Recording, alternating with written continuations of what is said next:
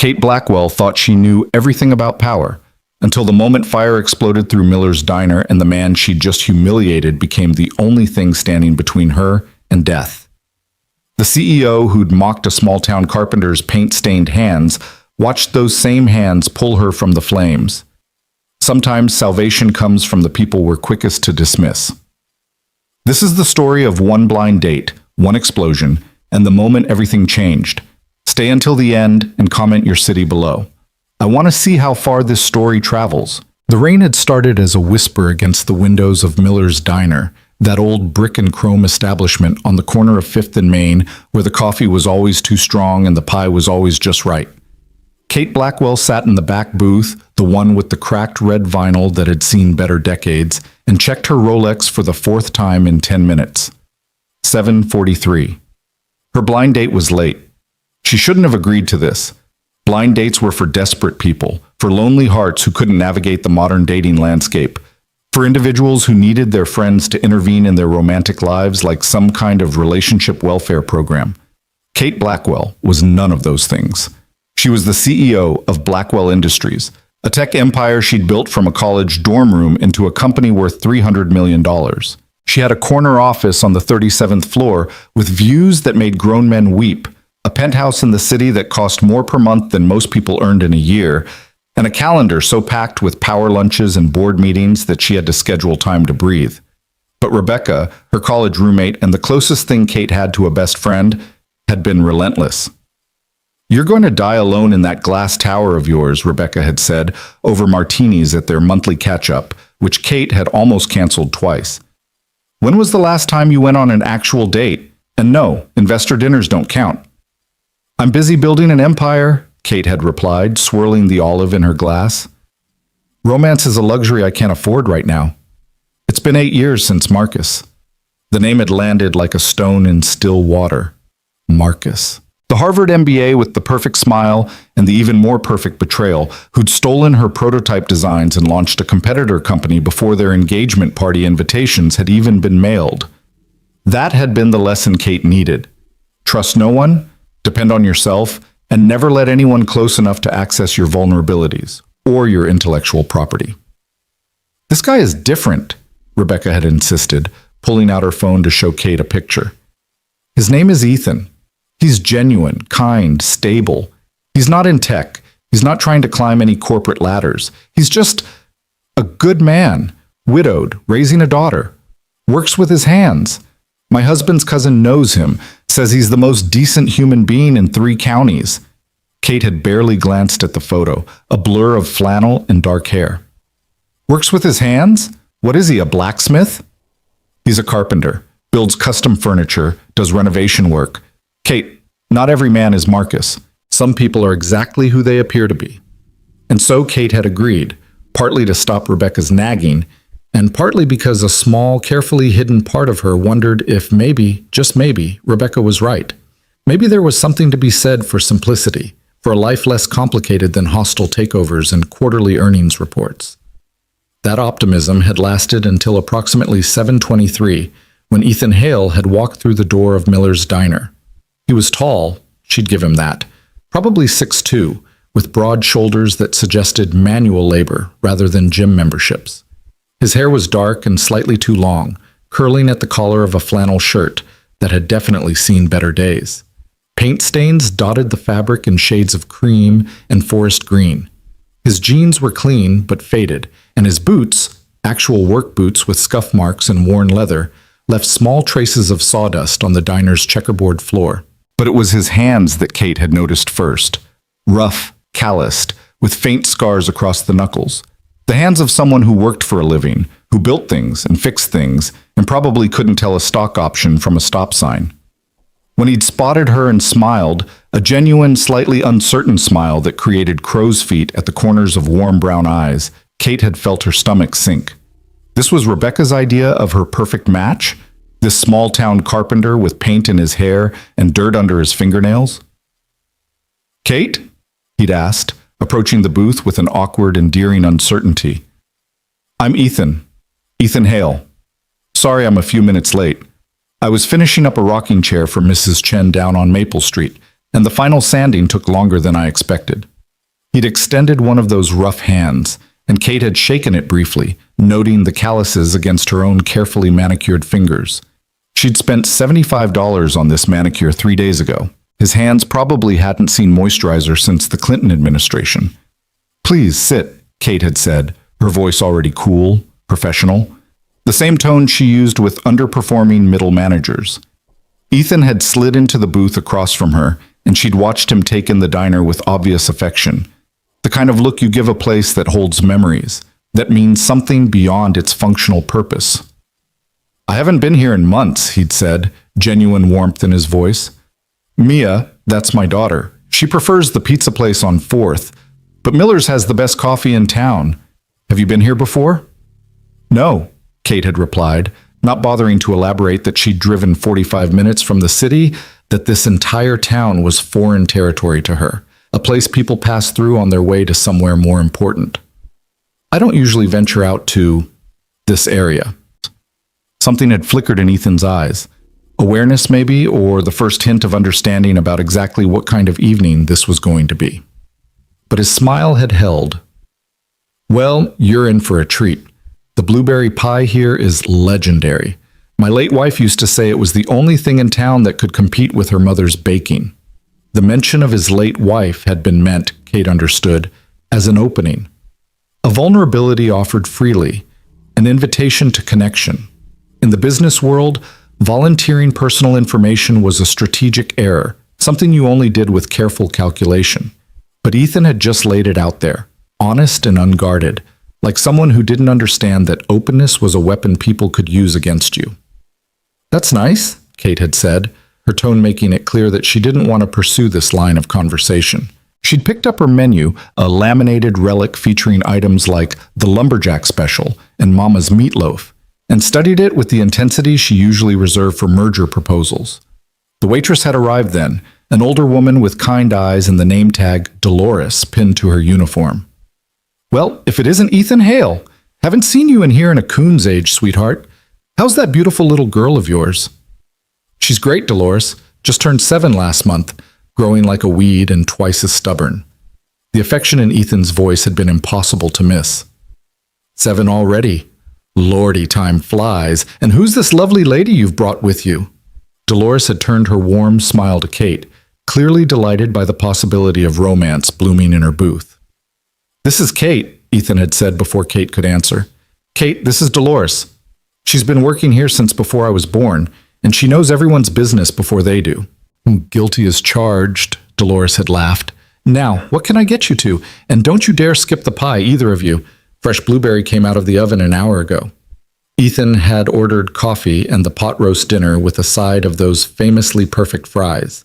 Kate had ordered a garden salad, dressing on the side, and black coffee. She'd seen Dolores's smile falter slightly at the order, probably the first time someone had ordered just a salad in this place since the Reagan administration. After Dolores had left, Ethan had tried again. "So, Rebecca mentioned you run a company? Technology, right? That must be exciting." "It's demanding," Kate had replied, pulling out her phone to check her emails. 3 had come in during the last 5 minutes. "I don't really have time for exciting. I have time for effective." "What does your company do exactly?"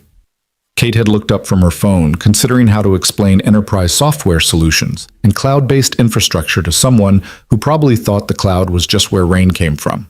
"We develop integrated software platforms for corporate clients, streamlining operations, optimizing workflows, that sort of thing." "So you help companies work better," Ethan had said, nodding. "That's great. I bet you're really good at it." The simplification had irritated her, though she couldn't quite explain why. "It's a bit more complex than that, but sure. I'm sure it is. I didn't mean to oversimplify."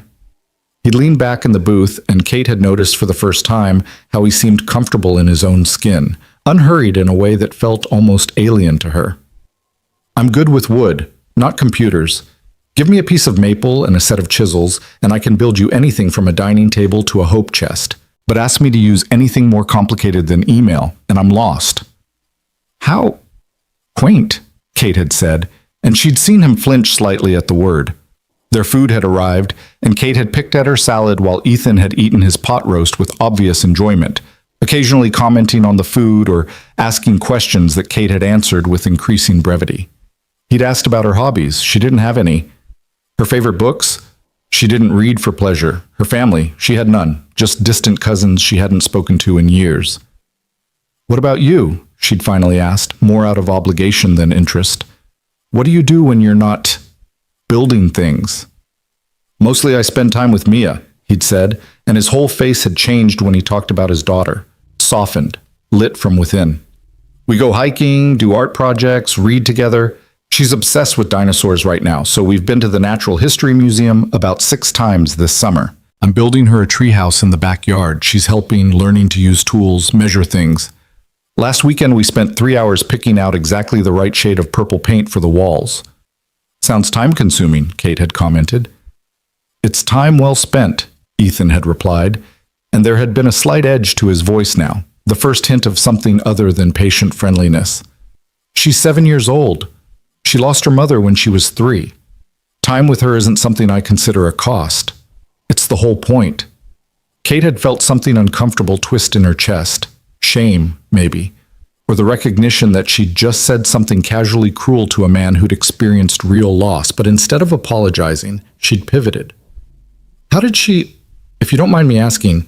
"Car accident," Ethan had said quietly. "Drunk driver crossed the median on Highway 22. Sarah died at the scene. Mia was with a babysitter, thank God. That was 4 years ago." "I'm sorry," Kate had said, and she'd meant it. Whatever else she wasn't heartless. That must have been incredibly difficult. It was. It still is some days. But you keep going, because you have to, and because there's someone depending on you, and because that's what Sarah would have wanted. He'd paused, taking a sip of his coffee. "Rebecca mentioned you went through something difficult too. An engagement that ended badly?" Kate had stiffened. Rebecca had no right to share that information, no right to hand her pain to a stranger like it was dinner conversation. "That was a long time ago. I'm over it." "Are you?" Ethan had asked gently, and Kate had bristled at the implied intimacy, the suggestion that this carpenter could read her after one difficult dinner. "Yes. I learned a valuable lesson. Trust yourself, build your own empire, and don't depend on anyone else for your happiness or your success. It served me well." "Sounds lonely," Ethan had observed, and Kate had felt her temper flare. "Sounds successful," she'd corrected sharply. "Not everyone needs to fill their lives with other people to feel fulfilled. Some of us are perfectly content with our careers, our achievements, our independence. Content isn't the same as happy. And happiness isn't the same as settling for a simple life in a small town, building furniture for people who probably can't even afford to pay you what you're worth." The words had come out harsher than Kate intended, and she'd seen Ethan's expression close off, the warmth draining from his eyes. The comfortable man who'd walked in at 7:23 had been replaced by someone warier, more reserved. "You're right," he'd said quietly. "I'm sure my life seems very small to someone like you. Excuse me a moment." He'd stood and walked toward the restrooms, and Kate had been left alone in the booth, feeling simultaneously justified and inexplicably guilty. She'd checked her phone again. 7 emails now, including one from her CFO about the investor meeting scheduled for tomorrow morning. That was reality. That was what mattered. Not this awkward dinner with a man who lived in a completely different world, who measured success in completed rocking chairs and quality time with a 7-year-old. She'd been composing a polite exit strategy in her head when the explosion happened. It started as a sound, a deep, ominous whoosh, like the world taking a breath before screaming. Then came the blast, a concussive wave of force that shook the entire diner, sent dishes crashing from tables, and blew out the pass-through window between the dining room and the kitchen. Flames erupted through the opening, angry tongues of orange and red that licked at the ceiling tiles and sent black smoke billowing into the dining area. People started screaming. Chairs toppled as customers scrambled for the door.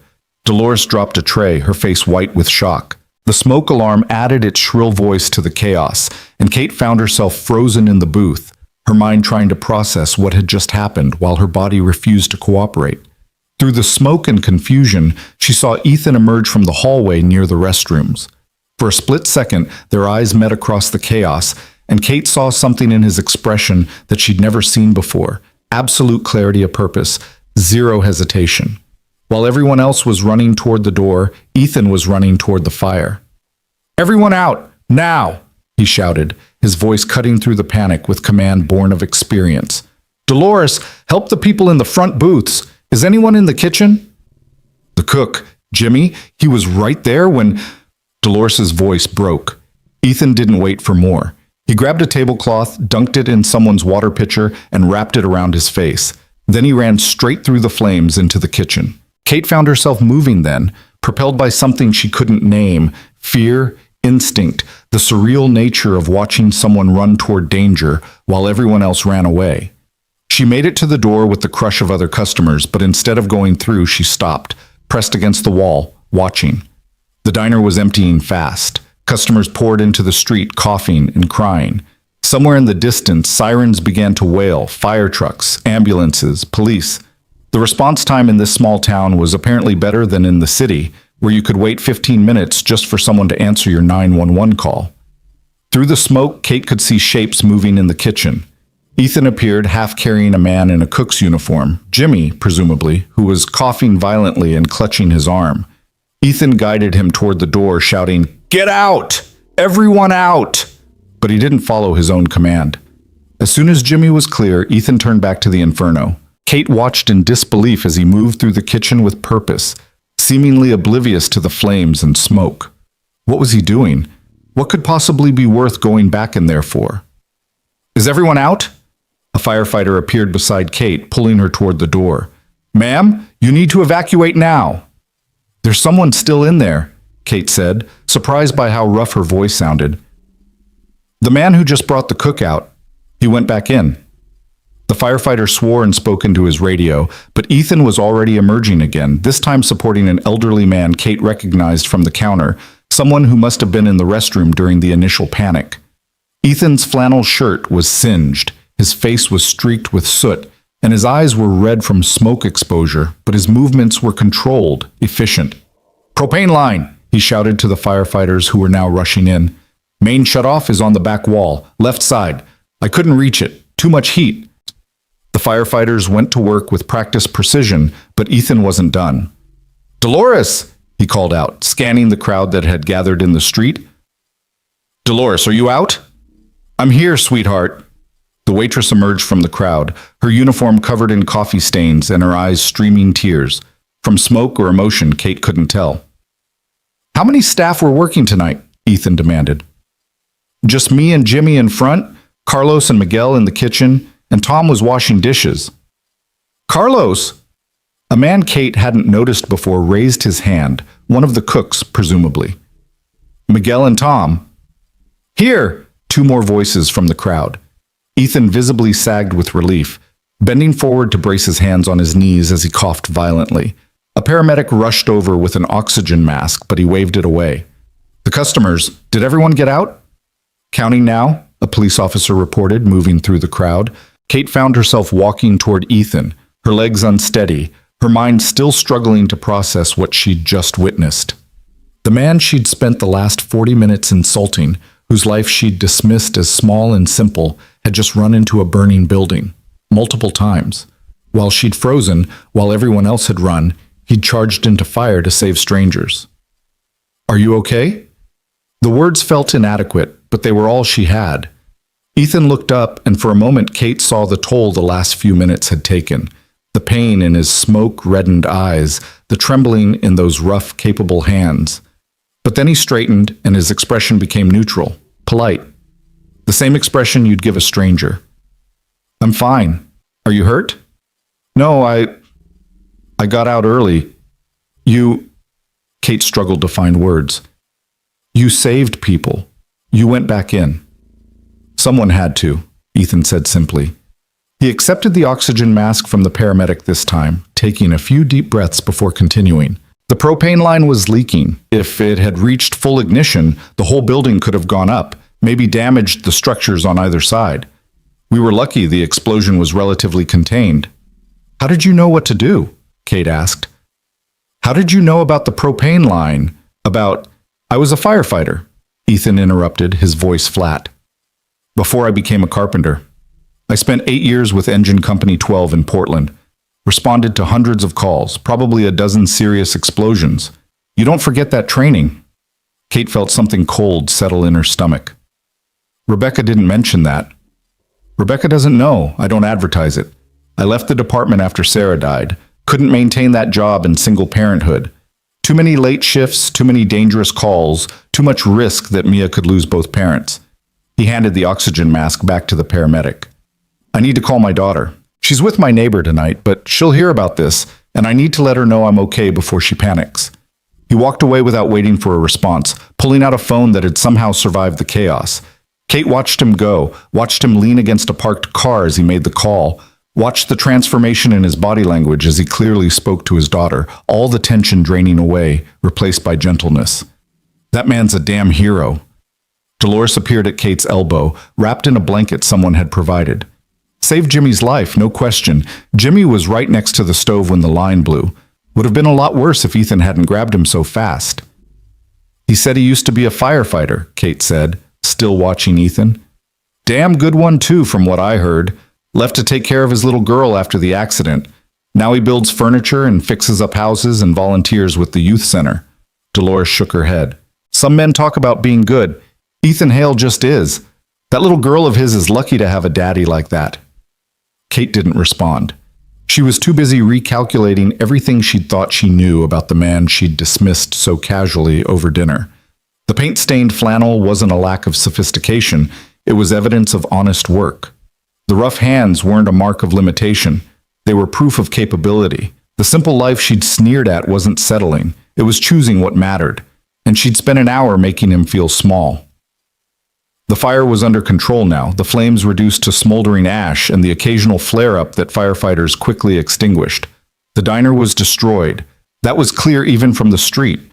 The kitchen was a total loss, and significant smoke and water damage extended into the dining area. Miller's Diner, that institution of strong coffee and perfect pie, was gone. Ethan finished his phone call and returned to where the paramedics had set up a triage area. He submitted to a more thorough examination this time, letting them check his vitals and apply burn cream to a few blisters on his forearms that Kate hadn't noticed before. She watched from a distance, uncertain whether she had any right to approach him again, whether her presence would be welcome or just another reminder of her earlier cruelty. The decision was made for her when a police officer began coordinating with the crowd. Folks, we're going to need statements from everyone who was in the diner when the explosion occurred. If you can stick around for a few minutes, we have officers ready to take your information. The next hour passed in a blur of questions and answers. Kate explained where she'd been sitting, what she'd heard and seen, the chaos of the evacuation. When asked about Ethan's actions, she found herself speaking with a passion that surprised her, making sure they understood that without him, people would have died. The officer taking her statement had nodded knowingly. Ethan Hale, should have known. He's got a reputation around here. For running into burning buildings? Kate had asked. For showing up when people need help. Fixed my mom's roof last winter, wouldn't take a dime for it. Organized the whole town to build a wheelchair ramp for old Joe Peterson. Teaches carpentry to at-risk youth every Saturday. Guy's basically a saint with a toolbox. The comment had stung in ways Kate couldn't fully articulate. By the time statements were taken and people were cleared to leave, it was nearly 10 o'clock. The crowd had thinned, most people heading home to process the shock of what had happened. Kate found herself standing in the parking lot, staring at her Mercedes and trying to remember why she'd come here in the first place. A blind date. She'd driven 45 minutes for a blind date with a man she'd judged and dismissed and whose life he'd saved despite her contempt. Kate. Ethan's voice behind her quieter now, hoarse from smoke inhalation. Are you okay to drive? The paramedics said some people might experience delayed shock. She turned to face him. He looked exhausted, his face still streaked with soot despite obvious attempts to clean up, his flannel shirt ruined, burns peeking out from under the bandages on his forearms. And still, his first concern was whether she was okay. I'm fine, Kate said automatically.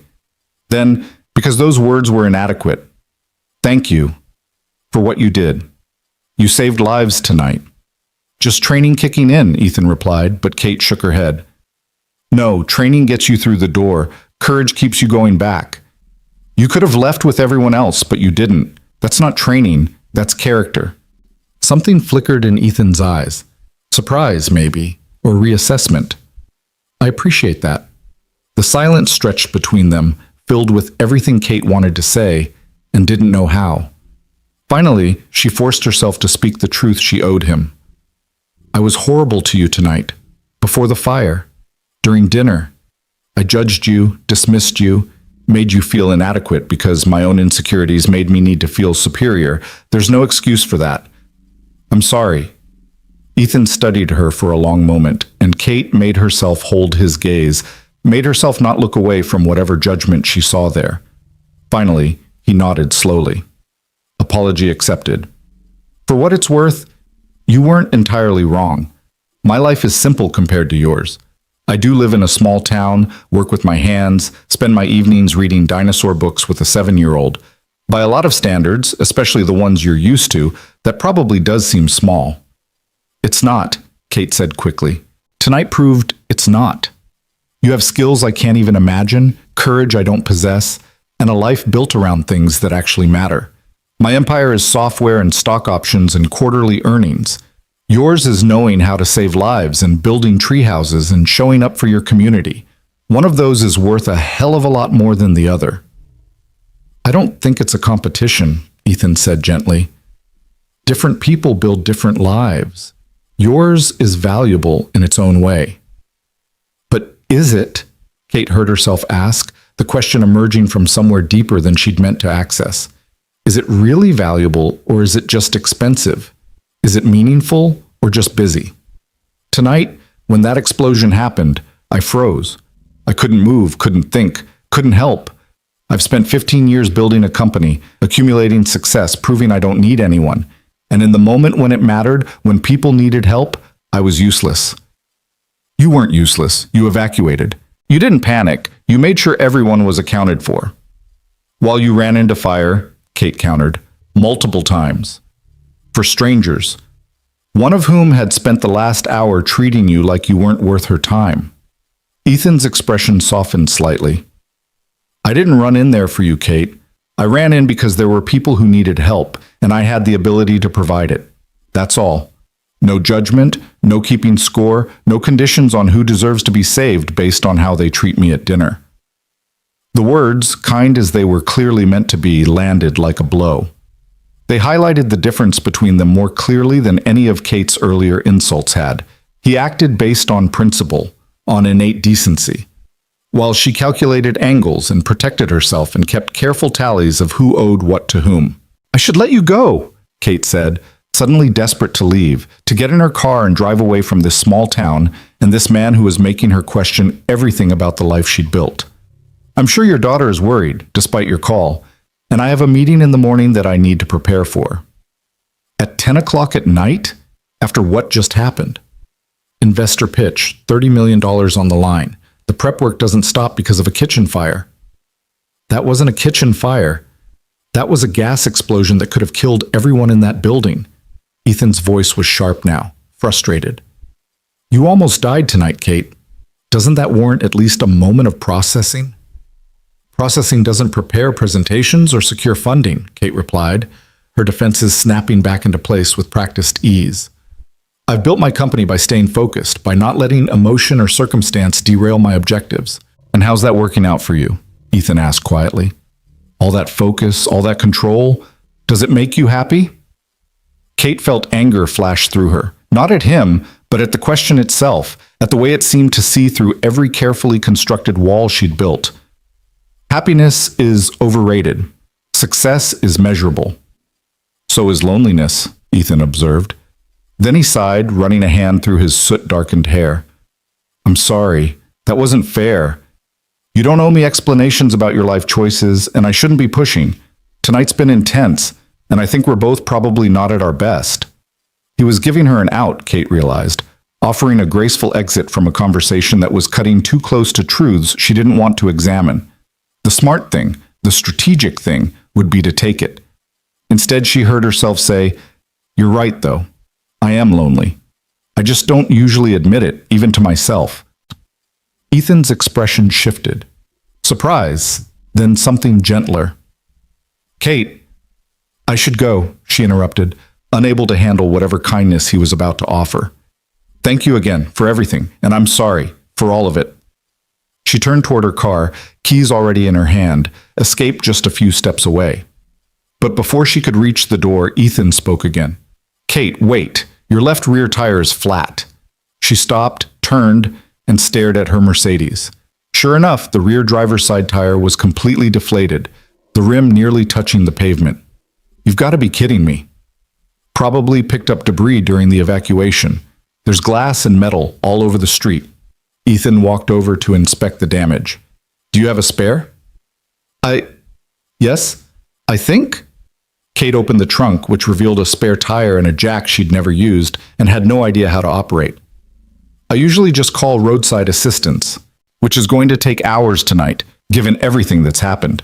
Half the emergency services in the county are still here dealing with the fire investigation. Ethan studied the darkening sky. And there's a storm coming, big one according to the forecast. You don't want to be stuck here when that hits. I'll call a tow truck, get the car taken somewhere, arrange a rental. At 10 o'clock at night in a town this size, Kate, there's one garage and Frank closes at 6. He won't be back until 7 tomorrow morning. Then I'll get a hotel. Miller's Diner is the only thing on this block. The nearest hotel is 40 minutes north in the direction of that storm. Ethan paused, clearly wrestling with something. Then he sighed. Look, I know this is awkward given how this evening has gone, but I'm heading back toward Portland in the morning. I have a lumber delivery to pick up. I could give you a ride, get you back to the city before your investor meeting. We'd need to leave around 5 a.m. to get you there in time, but it's an option. Kate's first instinct was to refuse. The idea of owing him anything, of being dependent on his kindness after how she'd treated him, was intolerable. But as she looked at her destroyed tire, at the darkening sky where lightning now flickered in the distance, at the ruined diner and the empty street, she recognized the reality of her situation. Pride was expensive, and she couldn't afford it right now. Are you sure? She asked. After tonight, after how I acted, you don't owe me anything. In fact, I'd understand if you wanted nothing to do with me. I don't operate on a system of owing, Ethan said simply. You need help. I can provide it. That's enough. Kate felt something crack in her chest, some carefully maintained barrier between her and genuine human connection. Okay, she said quietly. Thank you. I accept. There's a decent motel about 10 minutes from here, opposite direction from the storm. I'll follow you there. Make sure you get checked in, okay? Give me your number and I'll text you when I'm heading your way in the morning. They exchanged numbers, an exchange that felt oddly intimate given the evening's chaos, and Ethan waited while Kate called the motel to reserve a room. Then he followed her aging pickup truck trailing her Mercedes as she carefully navigated away from the disaster scene, her flat tire thumping with every rotation. The motel was exactly what she'd expected. A single-story structure with doors that opened directly to the parking lot, a flickering neon sign advertising color TV and air conditioning like they were luxury amenities, and a clerk who looked barely old enough to be working the night shift. Kate checked in, accepted a key attached to a plastic diamond-shaped tag, and returned to where Ethan was waiting by his truck. You gonna be okay? He asked. I've stayed in worse places, Kate lied. She hadn't, not in at least a decade, but she wasn't about to admit that. I'll be here at 5. That'll get us into Portland by 8, maybe 8:30 depending on traffic. That enough time before your meeting? It's at 10. That's perfect. Okay. Ethan moved to get in his truck, then paused. Kate? For what it's worth, I don't think you're useless. I think you're scared, and you've built a lot of armor to protect yourself, and sometimes that armor makes you say things that hurt people. But underneath that, I think there's someone who's capable of a lot more kindness than she allows herself to show. Before Kate could respond, before she could even process what he'd said, Ethan was in his truck, engine starting, headlights cutting through the gathering darkness. She watched him drive away, his taillights disappearing around the corner, and felt more alone than she had in years. The motel room was exactly as depressing as she'd anticipated. Thin carpet, thinner walls, a bed that sagged in the middle, and a bathroom where the grout had given up years ago. Kate sat on the edge of the bed, still in her dinner clothes, a silk blouse and designer slacks that now smelled of smoke, and opened her laptop to work on the investor presentation. But the words on the screen wouldn't come into focus. Every time she tried to concentrate on market projections and competitive advantages, she saw flames. Smoke. Ethan's face as he ran toward danger. The rough, capable hands that had pulled people to safety, the same hands she'd looked at with disdain over dinner. Her phone buzzed. A text from Rebecca. "How did it go? Tell me everything." Kate stared at the message for a long moment. "How did you summarize an evening where you'd been terrible and humbled and saved and offered grace you didn't deserve? Where you'd watched someone risk their life for strangers and realized your own life, for all its success, was built on foundations as shallow as they were expensive?" "Complicated," she typed back. "I'll call you tomorrow." She set the phone down and returned to her presentation, forcing herself to focus. $30 million. 300 employees, a company valuation that made her one of the youngest female CEOs in her sector. That was what mattered. That was real. But as thunder rumbled in the distance and rain began to patter against the motel window, Kate found herself thinking about a 7-year-old girl who loved dinosaurs and purple paint, and a father who'd given up a career saving lives to be there when she built Lego towers. She thought about a man who ran toward fire without hesitation, who showed up for his community without expectation of reward, who offered kindness to someone who treated him with contempt. And for the first time in 8 years, Kate Blackwell wondered if maybe, just maybe, she'd been measuring success with the wrong tools all along. Kate didn't sleep. She'd tried, lying on that sagging mattress while rain hammered against the window and thunder rolled across the sky like bowling balls in heaven's attic, but every time she closed her eyes, she saw fire. So instead she worked, refining her presentation until the slides were perfect, until every word was precisely calibrated to inspire confidence and open wallets. By 4:30 in the morning, she'd showered in the motel's anemic water pressure, dressed in the spare outfit she always kept in her car for emergencies, and was sitting in the parking lot nursing terrible coffee from the lobby's ancient machine when Ethan's pickup truck pulled in. He looked more rested than she felt, despite everything. He'd changed into clean jeans and a dark blue Henley that somehow made his eyes even warmer, and his hair was still damp from a shower. When he climbed out of the truck, Kate noticed he moved with a slight stiffness that suggested those burns and bruises from last night were making themselves known this morning. "Morning," he said, his voice still carrying a rasp from the smoke. "You ready?" "As I'll ever be." Kate grabbed her briefcase and laptop bag from the Mercedes, pausing to look at the flat tire one more time. "I'll arrange to have this towed once I'm back in the city. Frank will take care of it. I'll give him a call, let him know where to find it. He's honest, won't overcharge you." Ethan held open the passenger door of his truck, and Kate climbed in, immediately noticing how different this vehicle was from her luxury sedan. The seats were cloth instead of leather, worn but clean.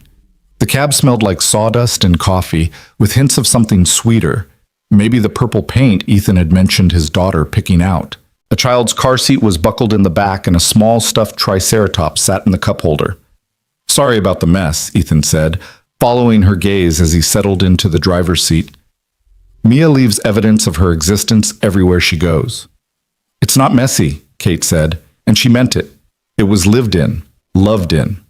Real in a way her pristine penthouse with its minimalist decor and cleaning service had never been. They pulled out of the motel parking lot as the sky was just beginning to lighten, that deep purple gray that came before dawn. The rain had lessened to a steady drizzle, and the road gleamed wet in the headlights.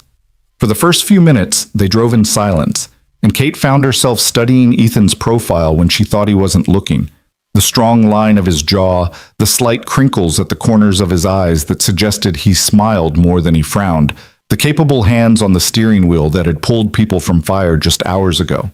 "How are you feeling?" she asked finally, because the silence was becoming awkward and because she genuinely wanted to know. "Those burns looked painful." "I've had worse," Ethan replied. "These are mostly first-degree, couple of second-degree spots. They'll heal clean. The smoke inhalation is more annoying. Feels like I swallowed sandpaper." "You should probably see a doctor."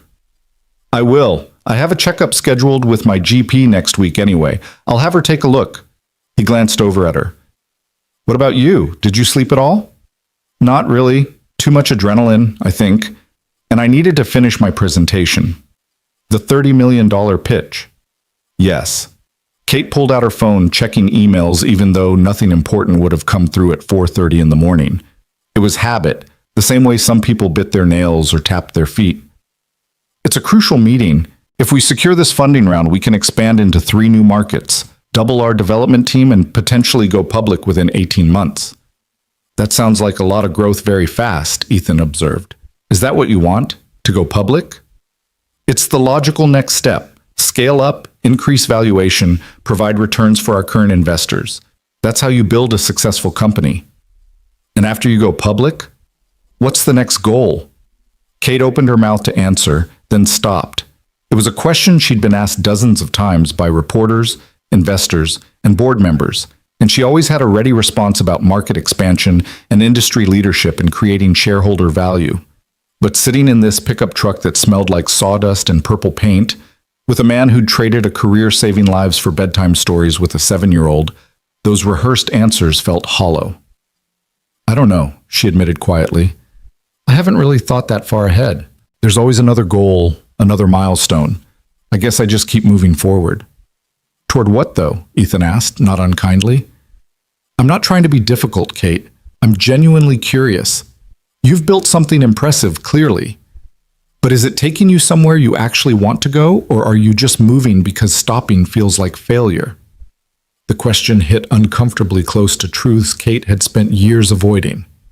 Why did you really leave the fire department? She countered, deflecting. Was it just about Mia, or was there more to it? Ethan was quiet for a long moment, and Kate thought maybe she'd overstepped, pushed too hard into territory that wasn't hers to explore. But then he spoke, his voice thoughtful. Both, I guess. After Sarah died, I couldn't do the job the same way. Every call where there was a fatality, every accident scene, every time I had to tell someone their loved one didn't make it, it brought everything back. And I kept thinking about Mia, about how she'd already lost her mother, about what it would do to her if something happened to me. So yeah, I left for her. But also for me, because I needed to build something instead of just responding to things falling apart. And carpentry does that for you? Building furniture? It's not just furniture, Ethan said, and there was passion in his voice now, the same intensity Kate heard in her own when she talked about her company. When someone commissions a dining table from me, I'm building the place where their family will gather for holidays, where their kids will do homework, where they'll have difficult conversations and celebrations and ordinary Tuesday dinners. When I restore an old house, I'm preserving someone's history, giving them back something they thought was lost. It matters. Maybe not in ways that show up on a balance sheet, but it matters. Kate found herself thinking about her own condo, about the expensive furniture she'd purchased from a catalog without ever meeting the craftsman who'd made it, about how she ate most of her meals standing at the kitchen counter while reviewing reports on her tablet. When was the last time she'd actually gathered with people around a table, had a conversation that wasn't about work or networking or strategic advantage? I think that's beautiful, she said, and was surprised to realize she meant it. I think what you do, what you've built, it's more valuable than what I do. You create spaces for connection. I create efficiencies. Don't sell yourself short, Ethan replied. Your software probably helps thousands of companies work better, employ more people, serve their customers more effectively. That's not nothing. That's impact too, just in a different form. But does it matter to me? The question escaped before Kate could stop it, raw and honest in a way she rarely allowed herself to be. Or is it just what I do because I'm good at it, because it proves I don't need anyone, because it's the opposite of depending on someone who can betray you? Ethan didn't answer immediately. They'd reached the highway now, and he merged smoothly into the sparse pre-dawn traffic. The rain was picking up again, and he adjusted the windshield wipers to a faster rhythm. I think, he said carefully, that we all build our lives around our wounds. Mine is loss. Sarah dying, suddenly and senselessly. So I build things that feel permanent, that I can control, that won't disappear in an instant.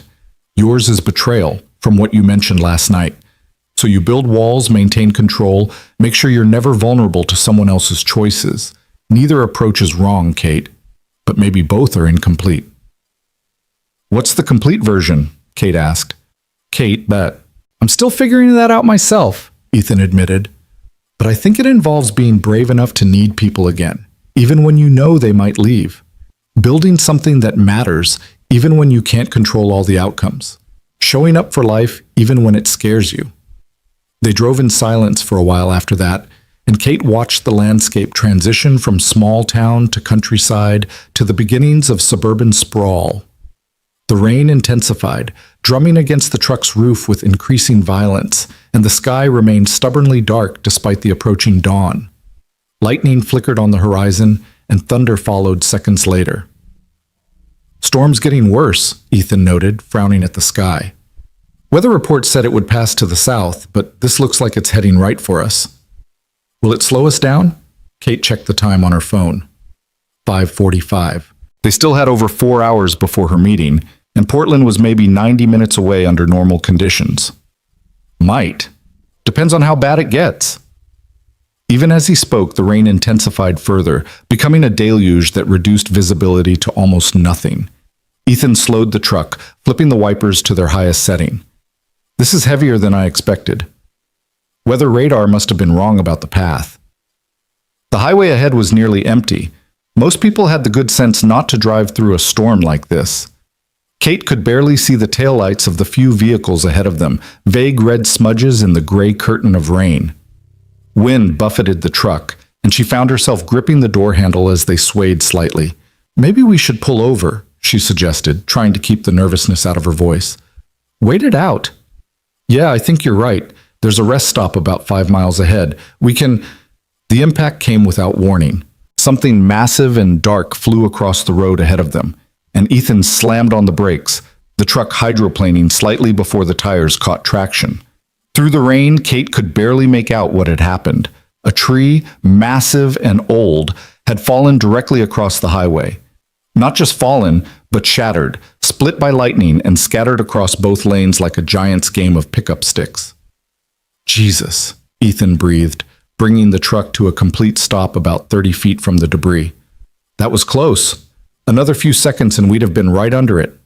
Kate's heart was hammering so hard she could feel it in her throat. The tree completely blocked the road. There was no way forward, not without a crew and chainsaws and heavy equipment. What do we do? Back up, find a place to turn around, take the old mountain road. It parallels the highway for about 20 miles before reconnecting. It'll add maybe 40 minutes to the drive, but it's the only option. Ethan was already shifting into reverse, carefully backing away from the fallen tree. He found a spot wide enough to execute a careful three-point turn, and they headed back the way they'd come, taking an exit Kate had barely noticed on the way past. The mountain road was exactly what it sounded like, narrow, winding, carved into the hillside with steep drops on one side and rock face on the other. Under normal conditions, it was probably scenic. In a storm like this, with rain obscuring the edges and wind threatening to push them toward the guardrail, it was terrifying. I'm sorry about this, Ethan said, his attention fixed on the road. I should have checked the weather more carefully before offering to drive you.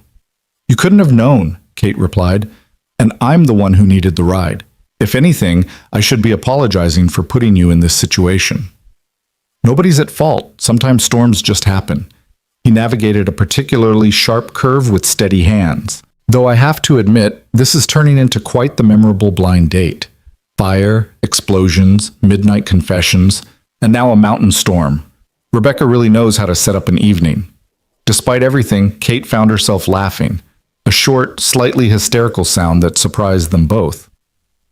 When you put it that way, it does sound ridiculous. I'm pretty sure this violates several chapters of the normal dating handbook.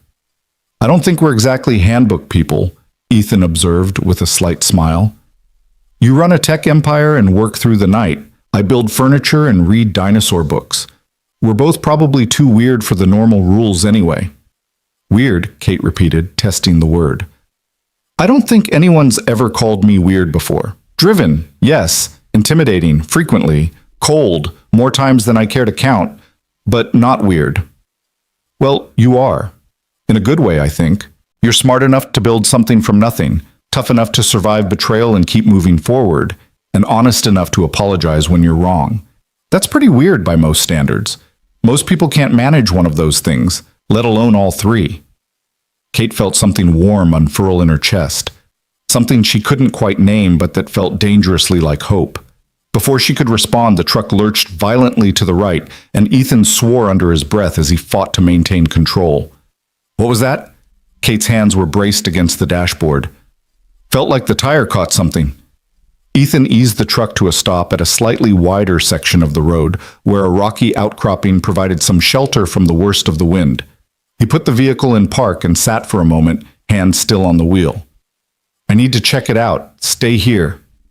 In this storm? Ethan, you'll get soaked. Already am, he said with a grim smile, and Kate realized he was right. Water was seeping in through the door seals, and his shirt was already damp at the shoulders. I'll be quick. He climbed out into the deluge, and Kate watched through the rain-distorted windshield as he examined the truck. Even through the blur, she could see his body language change, shoulders tensing, head dropping in what looked like frustration or resignation. When he climbed back into the cab, he was drenched, water streaming from his hair and clothes, and his expression was grim.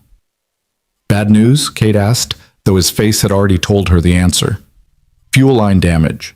Must have caught some debris from that fallen tree earlier, or maybe from the road conditions. It's leaking pretty badly. He ran a wet hand through his wet hair. I can patch it temporarily, but we're stuck here until the storm lets up enough for me to work safely. And even then, we're going to have to drive very carefully, avoid any kind of speed that would stress the repair. Kate checked her phone. 6:23. How long do you think the storm will last? Weather radar's not loading. Signal's too weak up here. But storms like this usually blow through in a few hours. We might be stuck until 8 or 9. That's cutting it close for my meeting. Really close. Kate pulled up her calendar, her mind already calculating alternatives. I could call them, try to push it back to afternoon. Can you afford to do that? You said this was crucial. The alternative is showing up late or not at all. Neither of those options inspires investor confidence. Kate was already composing an email to her CFO, explaining the situation when the phone in her hand went dark. Not just dimmed, completely black. She pressed the power button. Nothing. No. Battery die?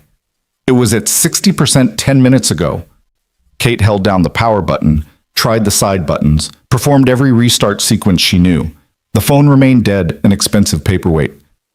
This is not happening. This cannot be happening. Let me try mine. Ethan pulled his own phone from his pocket, but when he pressed the power button, the result was the same. Nothing. That's weird. Mine was fully charged this morning. How is that possible? 2 phones, different models, both suddenly dead? Ethan's expression shifted, became more serious. The lightning strike. The tree. If we were close enough when it hit, the electromagnetic pulse could have fried any electronics in the vicinity. It's not common, but it happens. Kate stared at her dead phone, at the black screen that held her entire life. Contacts, calendar, emails, presentations, everything. Without it, she couldn't call her office, couldn't reach the investors, couldn't even check the time. So we're stuck on a mountain in a storm with no communication and a damaged truck. Is that what you're telling me? Pretty much, yeah. Ethan set his own dead phone in the cup holder next to the stuffed triceratops. But we're not in danger. The truck is sheltered. We have gas for heat if we need it, though we need to conserve fuel given the leak. And once the storm passes, I can patch the line and we can make our way down to somewhere with working phones. By which time I'll have missed the most important meeting of my company's fiscal year. Kate heard her voice rising, felt panic clawing at her throat, and forced herself to take a breath. This wasn't Ethan's fault.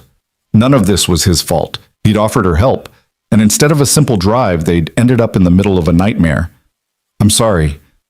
I'm not angry at you. This is my company, my people. They're depending on this funding to keep their jobs, to keep building something that matters. And I'm going to let them down because I'm stuck on a mountain. You're not letting them down, Ethan said quietly. You're caught in circumstances beyond your control. That's different. Is it? Because from where I'm sitting, it feels like failure either way. Kate pressed her palms against her eyes, trying to push back the tears that threatened. She didn't cry. Hadn't cried since Marcus, since she'd decided that tears were a luxury successful people couldn't afford. 300 employees, they all have families, mortgages, lives that depend on the decisions I make. And I'm about to lose $30 million because I got a flat tire and accepted a ride and a storm knocked down a tree. Kate. Ethan's voice was gentle but firm. Look at me. She lowered her hands, met his eyes. You can't control weather, he said. You can't control fallen trees or lightning strikes or fuel line leaks. What you can control is how you respond. When we get off this mountain, and we will, you'll figure it out. Maybe you reschedule the meeting. Maybe you have your CFO take it. Maybe you lose this funding round and find another one. But right now, in this moment, the only thing you need to do is stay calm and stay safe. Everything else is future Kate's problem. Future Kate sounds like she's going to have a terrible day, Kate said, but she felt the panic receding slightly, pushed back by Ethan's steady presence. Present Kate is trapped on a mountain with a carpenter in a storm. She's not having a great day either, but she's handling it. Ethan shifted in his seat, grimacing slightly. Listen, I know this isn't ideal, but we need to make some decisions. The truck's going to get cold fast without the engine running, and we need to conserve what fuel we have. I've got an emergency kit in the back, blankets, water, some snacks. We can make a temporary shelter using the truck bed and the tarp I keep for lumber deliveries. It's not comfortable, but it'll keep us dry and relatively warm. You want us to sit in the back of your truck in a tarp shelter during a mountain storm? Kate heard the incredulity in her own voice. Unless you have a better idea, yes. We could stay in the cab, but we can't run the heat continuously, and it's going to get pretty miserable in here pretty fast. At least in the truck bed with the tarp rigged properly, we'll have a space we can keep reasonably dry and insulated with the emergency blankets. Kate looked out at the storm, at the rain that showed no signs of lessening, at the rocky mountain road that was their only path off this ridge.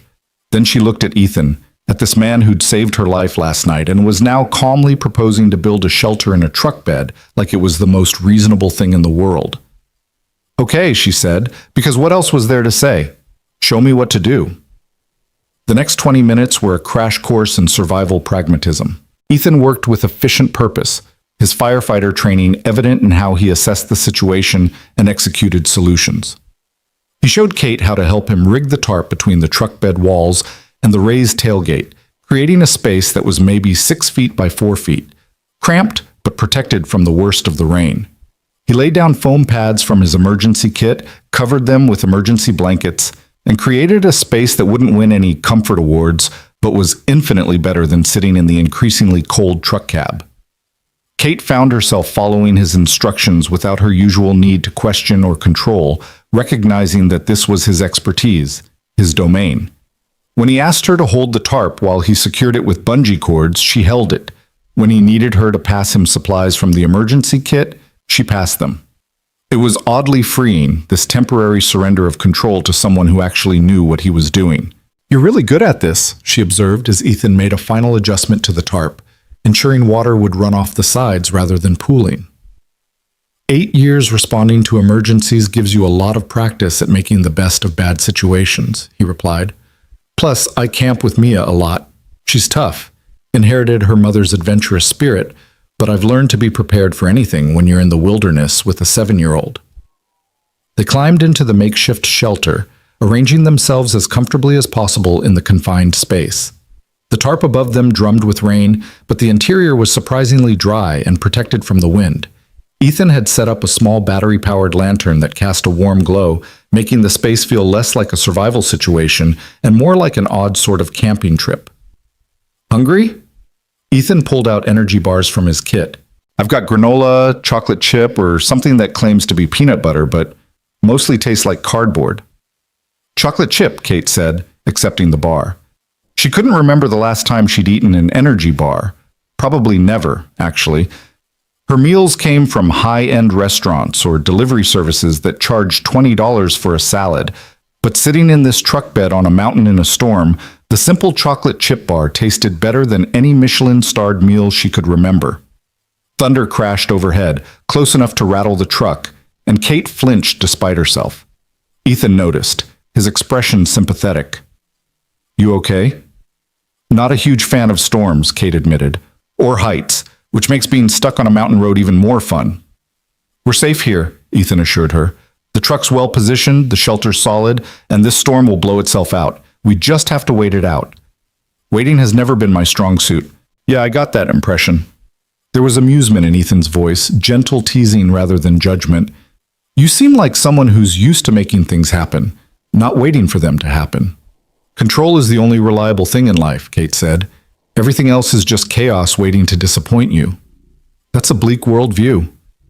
"That's a realistic worldview. People leave. Companies fail. The only thing you can depend on is yourself and your ability to handle whatever comes next." Ethan was quiet for a moment, and when he spoke, his voice was thoughtful. "Sarah used to say something similar after her parents died in her 20s.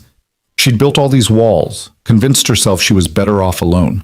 It took me 2 years of consistently showing up, of proving I wasn't going anywhere, before she finally let me in." "And then she died anyway," Kate said softly. "That's what I mean. You let people in, you trust them, and then life takes them away, or they betray you, or they prove they were never worth the risk in the first place." "But that's not the whole story," Ethan countered. "Yes, Sarah died. Yes, it destroyed me in ways I'm still recovering from, but those years we had together, the life we built, the daughter we created, the love we shared, that was real. It mattered. It still matters even though she's gone. I wouldn't trade those years for anything, even knowing how it ended." "How?" Kate heard the crack in her own voice. "How do you do that? How do you love something knowing you could lose it?" "Because the alternative is not loving anything at all. And that's not safety, Kate.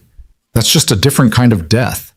The words hung in the small space between them, weighted with truth Kate wasn't sure she was ready to accept. Outside, the storm raged on, but inside their makeshift shelter, there was only the sound of rain on tarp and the soft glow of the lantern, and two people who'd somehow ended up in the most unlikely of circumstances. "Tell me about Mia," Kate said, because she needed to think about something other than her own fears, her own carefully constructed walls. "What's she like?" Ethan's entire demeanor changed, softened in the way that seemed to happen every time his daughter was mentioned. "She's fierce, smart as hell, stubborn as a mule, endlessly curious about everything. She wants to be a paleontologist when she grows up, though last month it was a firefighter like Daddy used to be, and before that it was a veterinarian who specializes in dinosaurs, which I had to explain wasn't really a viable career path." Kate found herself smiling despite everything. "She sounds wonderful."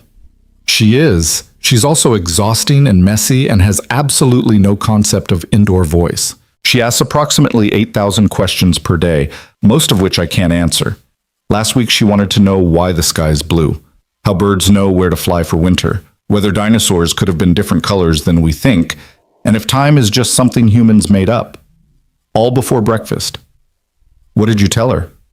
"About the sky, light refraction and wavelengths, dumbed down to 7-year-old terms. The birds? Instinct and magnetic fields. Dinosaur colors? We don't really know, so she could be right. Time?" Ethan laughed. "I told her that was a question for philosophers and that she should ask me again in about 10 years when we could have that conversation properly." "She's lucky to have you," Kate said. "A parent who takes her seriously, who encourages her curiosity instead of shutting it down. That's rare." "I'm the lucky one," Ethan replied. "She's the reason I get up in the morning, the reason I left the fire department, the reason I build things instead of watching them burn. Everything good in my life now exists because of her." Kate thought about her own life, about her corner office and her apartment and her company that employed 300 people. What existed in her life because of love rather than ambition? What had she built that would matter if everything else disappeared? "I envy that," she admitted quietly. "Having something, someone, who matters more than anything else. I've spent so long building my company, protecting it, growing it, but I'm not sure I've ever loved it. I'm not sure I've loved anything in a very long time." "It's not too late," Ethan said, "to let yourself love something, to build a life instead of just a career. Before Kate could respond, a sound cut through the storm, distant but unmistakable. A child's cry, faint and terrified, carried on the wind between thunderclaps. Ethan's head snapped up, his body tensing with immediate alert. "Did you hear that?" "The wind?" Kate asked, even as the sound came again. Definitely not wind, definitely human, definitely young. "That's a kid." Ethan was already moving, pushing back the tarp and reaching for the waterproof flashlight from his emergency kit. "Someone's out there." "Ethan, wait." Kate grabbed his arm. "You can't go out in this, it's not safe. Maybe we're hearing things. Maybe it's just—" The cry came again, closer this time and more distinct. A child's voice calling for help, calling for Daddy, frightened and alone in the storm. "I have to check," Ethan said, and there was no hesitation in his voice, no debate. "A kid is out there in this storm, Kate. I can't just ignore that." "Then I'm coming with you," Kate said, because the alternative, sitting alone in this truck bed while he disappeared into a storm to find a child who might not even exist, was worse than facing her fear of heights and lightning and losing control. "Kate, I'm coming," she repeated firmly. "You might need help. 2 sets of eyes are better than 1. And honestly, I'm not letting you disappear into a storm alone. We do this together or not at all." For a moment she thought he'd argue, would insist she stay safe in the shelter while he played hero again. But then he nodded, recognizing perhaps that this wasn't about capability or qualifications. It was about showing up, about not running away when things got hard. "Stay close to me," he said, handing her a second flashlight. "Watch your footing. The ground's going to be slippery. If I tell you to stop or go back, you do it immediately. Understood?" "Understood." They climbed out of the truck bed into the full fury of the storm, and Kate gasped as rain immediately soaked through her clothes as wind tried to push her off balance. Ethan's hand found hers, steadying her, and she gripped it like a lifeline as they moved away from the truck, toward where they'd heard the cry. "Hello?" Ethan called out, his voice barely audible over the storm. "Is someone there? We're here to help." For a long moment there was nothing but wind and rain and the sound of Kate's own heartbeat pounding in her ears. Then, faint but definite, the response came. "Help, please! I can't find my daddy!" "Keep talking," Ethan shouted. "Follow my voice. We're coming to you." They moved carefully along the road, flashlight beams cutting through the rain, searching the rocky terrain. Kate's expensive shoes, completely inappropriate for mountain hiking, slipped on wet stone, and twice Ethan had to catch her before she fell. But they kept moving, kept calling, kept searching. And then, huddled against a rock formation maybe 30 yards from the truck, they found him. A boy, maybe 6 years old, soaked to the bone and shaking with cold and fear. His jacket was torn, his face was streaked with mud and tears, and his eyes, wide with terror, locked onto them like they were the answer to every prayer he'd ever whispered. "Please," the boy sobbed. "Please help. My daddy, he went to get help, and he didn't come back, and I'm scared, and I'm cold, and I don't know where we are." Ethan was already moving, pulling off his own jacket to wrap around the child despite the rain that immediately began soaking his shirt. "Hey, buddy. Hey, it's okay. You're safe now. We've got you. What's your name?" "Tyler," the boy managed between sobs. "Tyler Morrison. We crashed. Our car went off the road, and Daddy said to stay put while he got help, but that was so long ago and he didn't come back." Kate felt her heart break watching this terrified child, felt every protective instinct she didn't know she possessed surge to life. She knelt beside Ethan, adding her voice to his reassurance. "Tyler, you did so good staying strong. You're very brave. We're going to help you find your daddy, okay?" "He might be hurt," Tyler said, his small voice cracking. "The crash was really bad. He was bleeding when he left. What if something happened to him? What if—" "We're going to find him," Ethan interrupted gently but firmly. "But first, we need to get you somewhere safe and warm. Can you walk? Are you hurt anywhere?" "My knee hurts," Tyler admitted, "and I'm really cold." "Okay, I'm going to carry you back to our truck. It's not far. Kate, can you light the way?" Kate nodded, taking the lead with her flashlight, as Ethan carefully lifted Tyler into his arms. The boy wrapped his arms around Ethan's neck and buried his face in his shoulder, his small body shaking with cold and shock. They made their way back to the truck slowly, carefully, Kate's light sweeping the path ahead while her free hand occasionally steadied Ethan when his footing slipped. Back at the truck, they got Tyler into the sheltered bed, wrapped him in emergency blankets, and Kate held him while Ethan grabbed more supplies. The boy clung to her, his shivers gradually lessening as the blankets and body heat began to warm him, and Kate found herself murmuring reassurances she hadn't known she possessed, stroking his wet hair with a tenderness that surprised her. "Tyler," Ethan said gently, crouching at the boy's level, "I need you to tell me about the crash. Where did it happen? Which direction did your daddy go when he left to get help?" Tyler's face scrunched up with concentration and fear. "We went off the road. There's a turn with a big drop, and Daddy was driving, and the rain was really hard, and we just slipped. The car hit some trees partway down. Daddy got me out, made sure I was okay, then told me to climb back up to the road and wait. He said he'd walk to find help because the phones didn't work. But he never came back." Kate met Ethan's eyes over Tyler's head, saw her own fear reflected there. A man, possibly injured, walking through this storm to find help for his son. How far had he gotten before something went wrong? Was he sheltering somewhere, waiting out the storm? Or had he fallen, gotten turned around, collapsed from his injuries? "Which direction?" Ethan asked again, his voice patient despite the urgency Kate could see in his posture. Tyler pointed back the way they'd come. "That way. There's a really sharp turn with rocks on one side. That's where we crashed." Ethan stood, and Kate could see him doing the calculations, weighing the risks against the necessity. "I need to find him," he said quietly to Kate. "A man's been out there for who knows how long, possibly injured in this weather. Every minute counts." "Then we go together," Kate said, surprising herself. "Tyler stays here in the shelter where it's warm. We search together." "Kate, you don't have to—" "Yes, I do," she interrupted.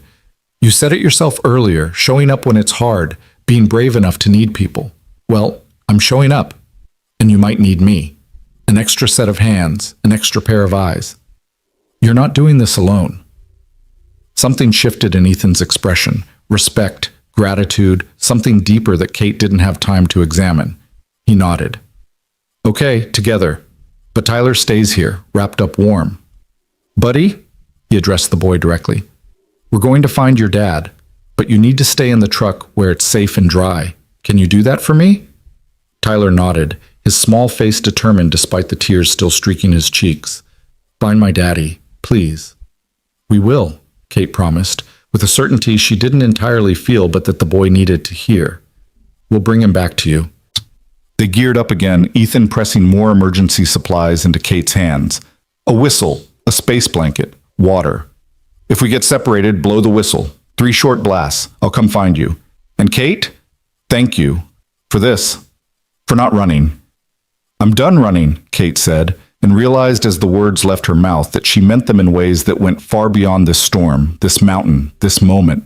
They left Tyler wrapped in blankets with a flashlight and explicit instructions not to leave the truck bed no matter what, and then they were back in the storm, fighting their way against wind and rain toward where a man might be dying while searching for help for his son. The storm had teeth now, real vicious teeth that tore at their clothes and tried to rip the flashlights from their hands.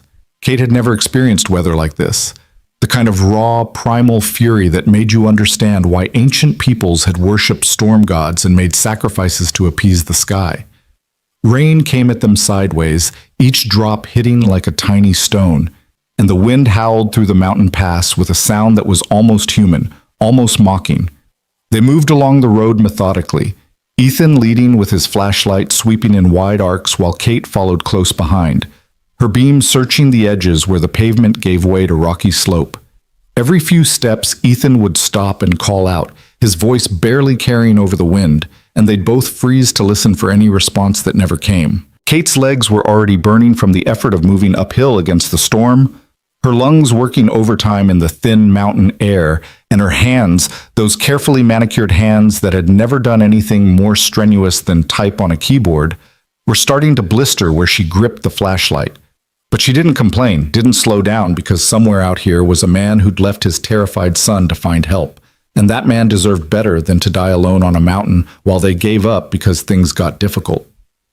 "There!" Ethan's shout cut through her thoughts, and she followed where his light pointed.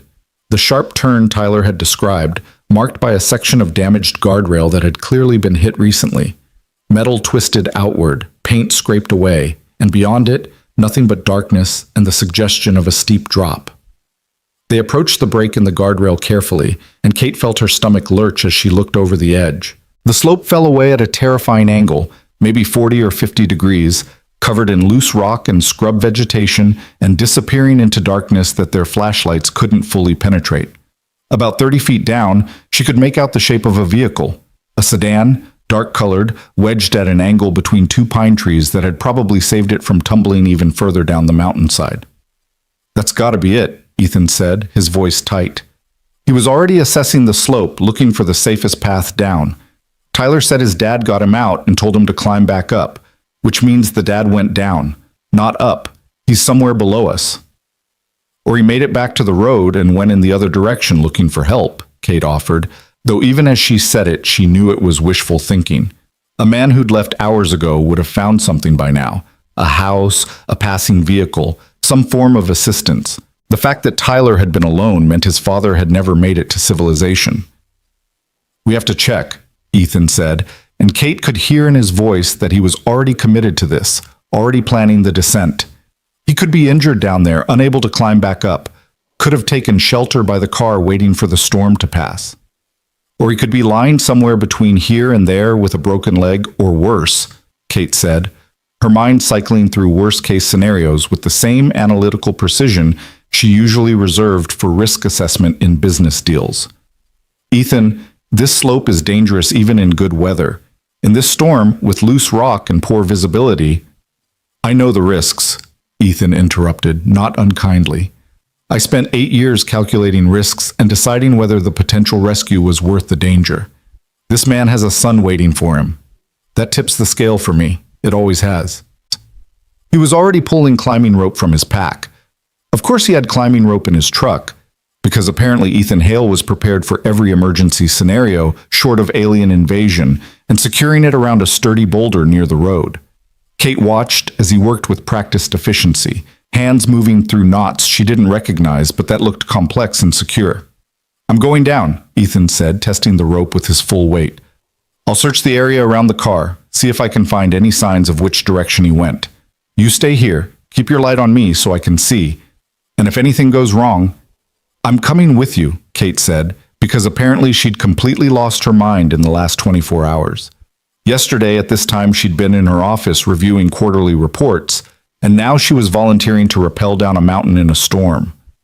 "You said it yourself, 2 sets of eyes are better than 1. And what if you find him and he's hurt? You'll need help getting him back up."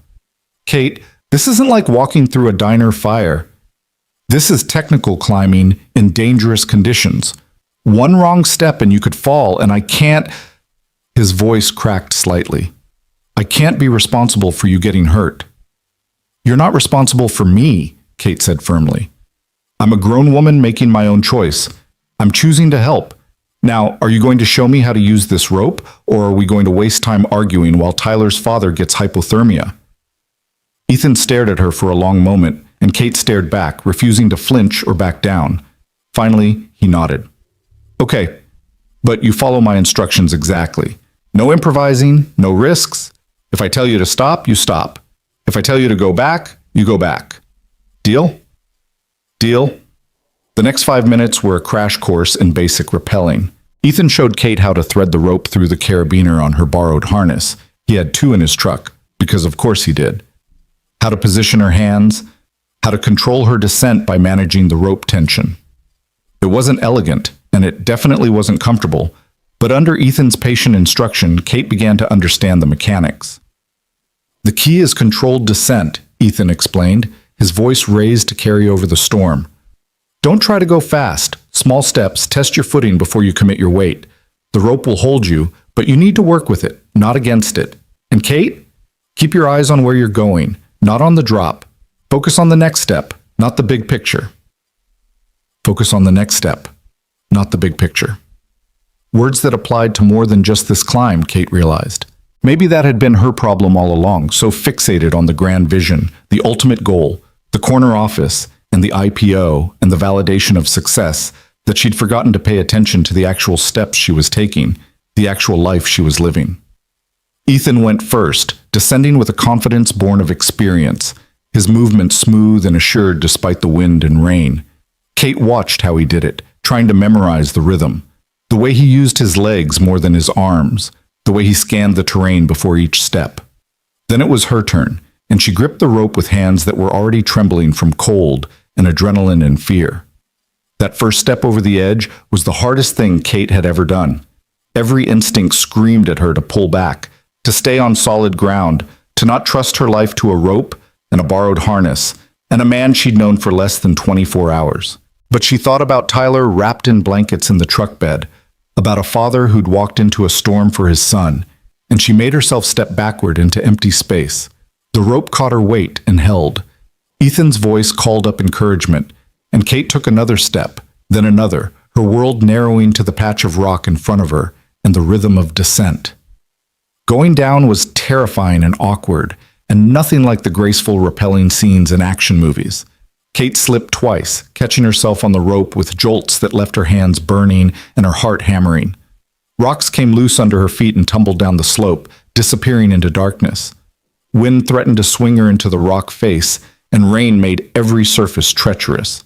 But she kept going, step by careful step, until finally her feet touched relatively level ground, and Ethan was there to steady her.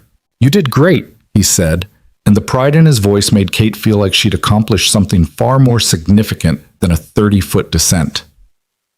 "How are your hands?" She looked down and saw they were bleeding, the skin torn where rope had met palm through her inadequate grip. She hadn't even felt it during the climb, too focused on not falling to notice pain. "They're fine," she lied. Ethan pulled out a first aid kit, because naturally he had that too, and quickly bandaged her palms with efficient movements. "This will have to do for now. We'll clean them properly when we get back up." The wrecked sedan was even more damaged up close. The entire front end was crushed from impact with the trees, the windshield shattered into that distinctive spiderweb pattern of safety glass, and the driver's side door was caved in from where it had scraped along rock during the vehicle's tumble down the slope. Ethan shone his light into the interior, checking for any signs of life, but the car was empty. Blood streaked the driver's seat and the deployed airbag, confirming Tyler's report that his father had been injured.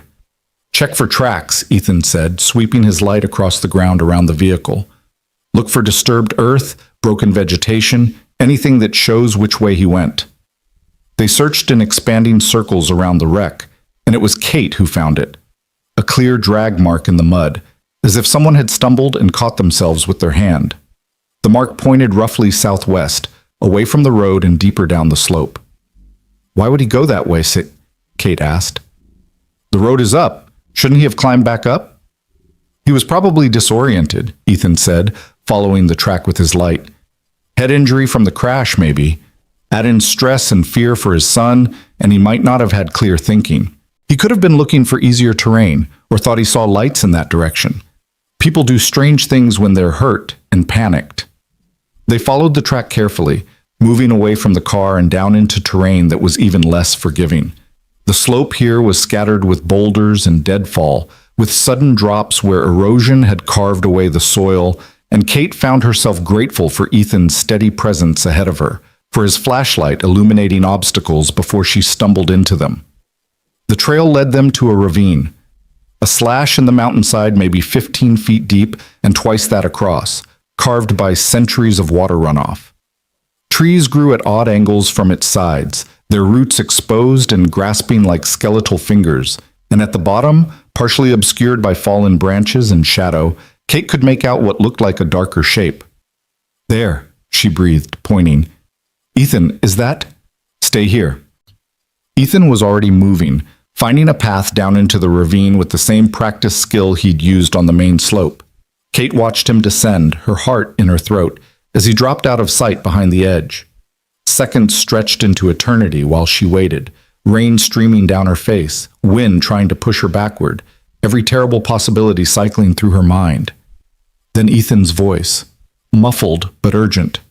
"Kate, I found him. He's alive but unconscious. I need you down here." Kate didn't let herself think about the climb, about the danger, about all the very sensible reasons she shouldn't attempt to descend into a ravine in a storm. She just moved, using the same techniques Ethan had taught her, testing handholds and footholds, working her way down the rocky side with hands that screamed protest and legs that shook with exhaustion. At the bottom, she found Ethan kneeling beside a man in his mid-30s who was unconscious and soaked through, his face pale and his breathing shallow. Blood had dried on his temple from a nasty gash above his right eye, and his left leg was bent at an angle that made Kate's stomach turn. Broken femur, possible head injury, and he's hypothermic, Ethan reported, his hands already moving over the man's body in a practiced assessment. We need to stabilize him and get him warm, then figure out how to get him up and out of here. Kate knelt on the man's other side, pushing past the wave of helplessness that threatened to overwhelm her. She didn't know emergency medicine, didn't know how to set broken bones or treat head injuries, but she knew how to follow instructions, and Ethan was giving them. Space blanket from my pack, Ethan said. We need to prevent further heat loss. Then I need you to help me splint this leg before we try to move him. Kate pulled out the thin metallic blanket and helped Ethan wrap it around the unconscious man, tucking it carefully to preserve what little body heat remained. Then came the harder part, creating a splint from branches and rope, immobilizing the broken leg as much as possible. Ethan guided her through it step by step, his voice calm and patient, even as rain continued to pour down and thunder cracked overhead. What's his name? Kate asked, studying the man's face. He looked ordinary, like someone you'd see at a grocery store or a Little League game, not like someone dying at the bottom of a ravine. Wallet says James Morrison, Ethan replied, checking the ID he'd found. Same last name as Tyler, definitely the dad. He's got a photo in here, wife and kid, at a beach somewhere. They look happy. The detail made it worse somehow, made James Morrison real in a way that Tyler's dad hadn't quite managed. This was a person with a life and family, and probably plans for next weekend that definitely hadn't included crashing his car on a mountain road. Kate found herself studying the photo over Ethan's shoulder. A smiling woman with Tyler's eyes, the boy maybe a year younger and grinning widely, and James with his arms around them both, his face lit with uncomplicated joy. We have to save him, Kate said fiercely. Tyler's already lost so much time with his dad tonight. He can't lose him permanently. We're going to try, Ethan said. But Kate, I need you to understand the reality here. We're at the bottom of a ravine in a storm with an unconscious man who needs immediate medical attention. Getting him back up to the truck is going to be extremely difficult and dangerous. And even if we manage it, we have no way to contact emergency services. We're on our own until this storm clears. Then we work with what we have, Kate said, surprising herself with the steel in her own voice. You've got medical training, I've got determination, and a decent amount of upper body strength from yoga classes I never thought would be useful. We have rope and supplies and the advantage of actually knowing where he is, which nobody else does. That's more than nothing. Something passed across Ethan's face. Respect, admiration, something warmer that Kate didn't have time to analyze. Okay, he said. Here's what we're going to do. I'm going to make a harness that will let us haul him up. It's going to be slow and difficult, and you're going to be doing most of the actual pulling while I guide and spot from below. Can you handle that? Kate looked at her bandaged, bleeding hands, at the steep ravine walls, at the unconscious man who was depending on two strangers to save his life. Could she handle it? She'd never done anything remotely like this. The hardest physical activity in her regular life was power walking to meetings and occasionally taking the stairs instead of the elevator. Yes, she said, because what else was there to say? Tell me what to do. The system Ethan rigged was ingenious in its simplicity, a makeshift stretcher created from their tarp and spare rope, with a harness arrangement that would distribute James's weight and allow him to be pulled up the ravine without causing further injury to his broken leg. Ethan explained it all as he worked, his hands moving with the confidence of someone who'd done this kind of field improvisation dozens of times. The trick is steady pressure, he said, securing the final knots. Don't jerk the rope or pull too fast. Smooth and controlled like the rappelling. I'll be guiding from below, making sure he doesn't hit any obstacles. You'll be at the top, providing the main pulling force. It's going to hurt. Your hands are already injured, and this is going to make them worse. but it's the only way. I can take some pain, Kate said, and meant it. Compared to what James Morrison had endured, compared to what Tyler was going through waiting in that truck, her blistered hands were nothing. They positioned James carefully onto the makeshift stretcher, securing him with rope that Ethan tested 3 times before he was satisfied. The man didn't stir, even as they moved him, which worried Kate more than she wanted to admit. How bad was the head injury? How much time did they have before hypothermia or internal injuries or a dozen other medical complications turned this rescue into a recovery? Ethan helped Kate climb back up the ravine first, and she positioned herself at the top with the rope gripped in her bandaged hands, her feet braced against a large boulder that would give her leverage.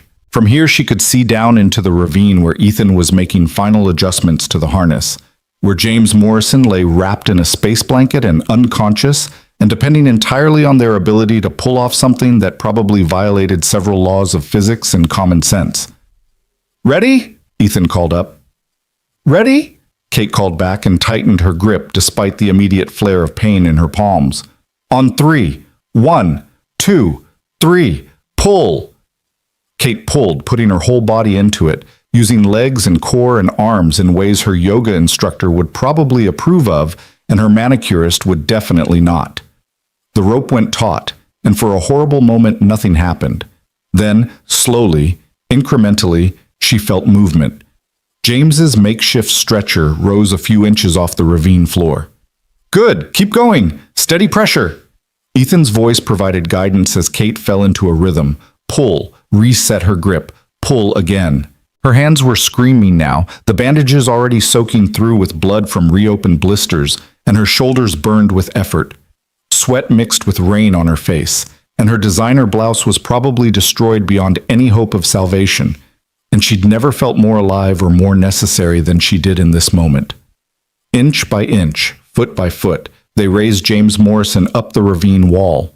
Ethan guided the stretcher around obstacles, protected his head from scraping against rock, adjusted the rope angle when it threatened to snag.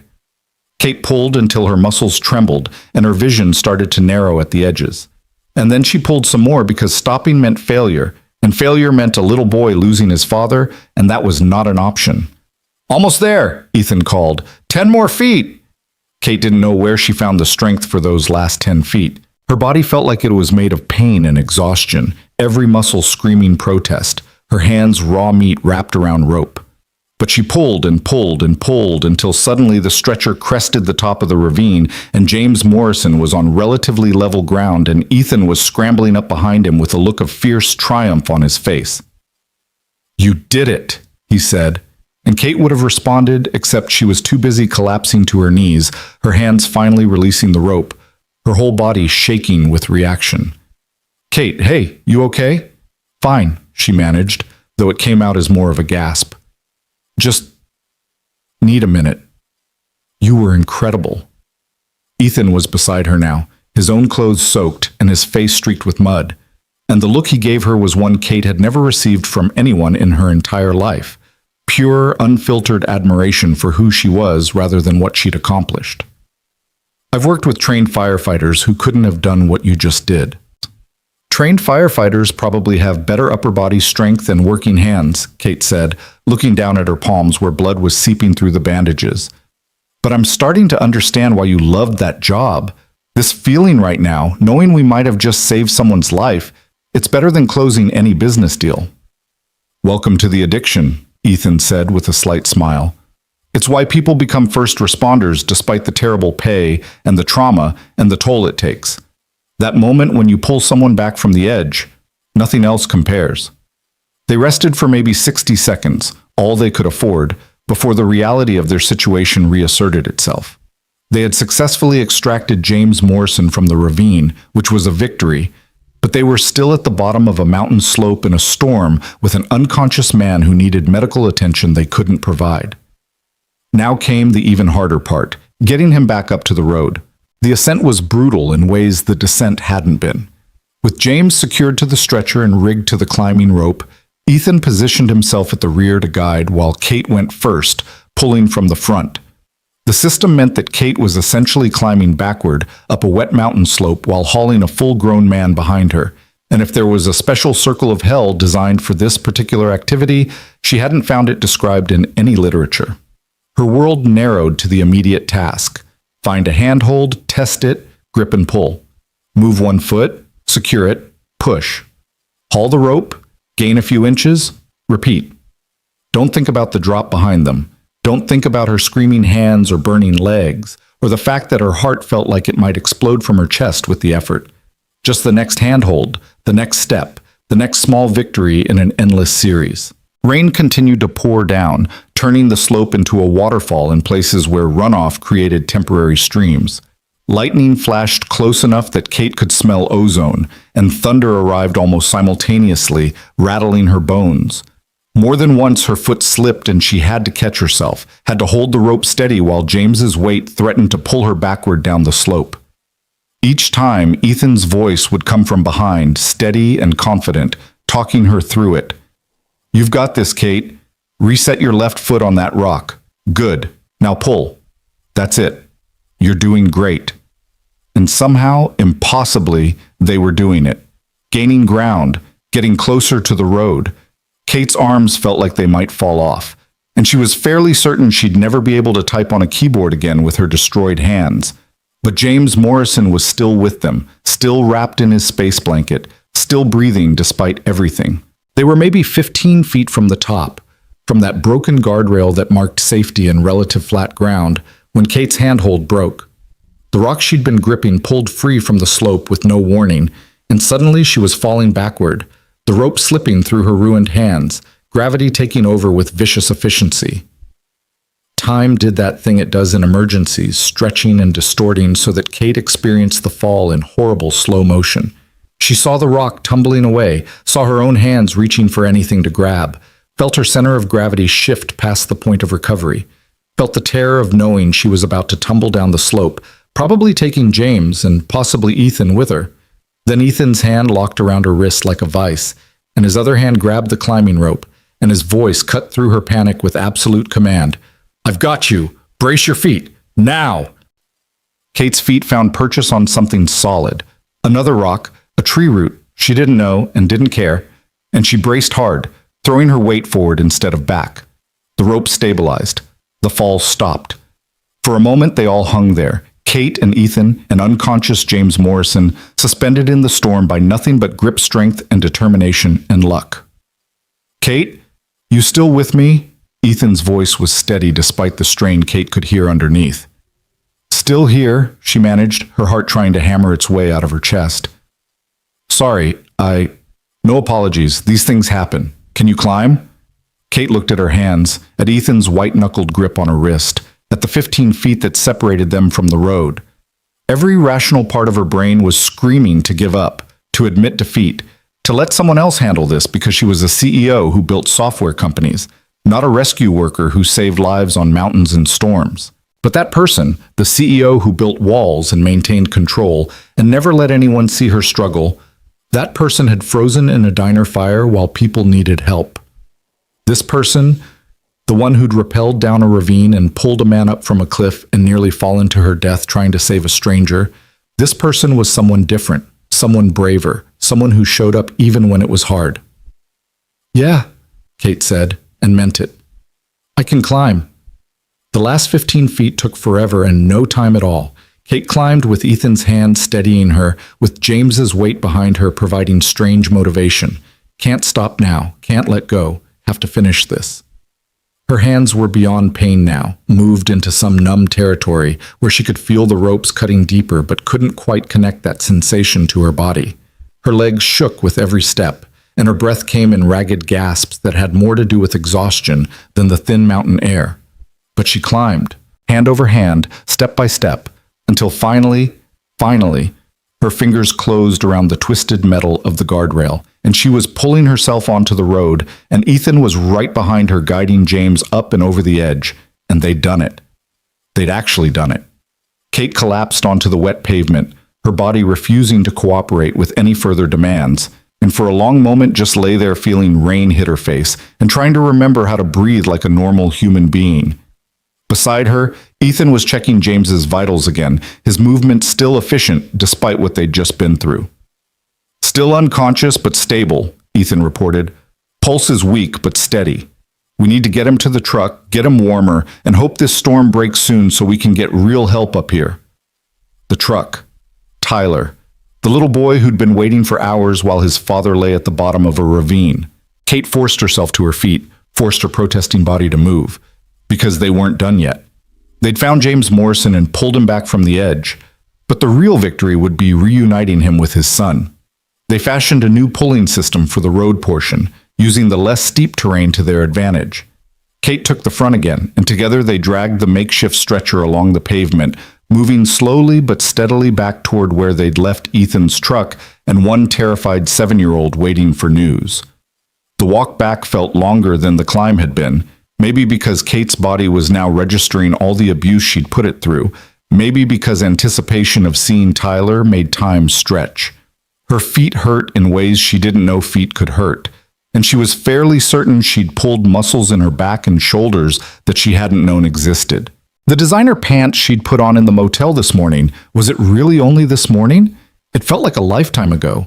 Were torn and muddy beyond recognition, and she'd lost one shoe somewhere on the mountain, though she had no memory of when that had happened.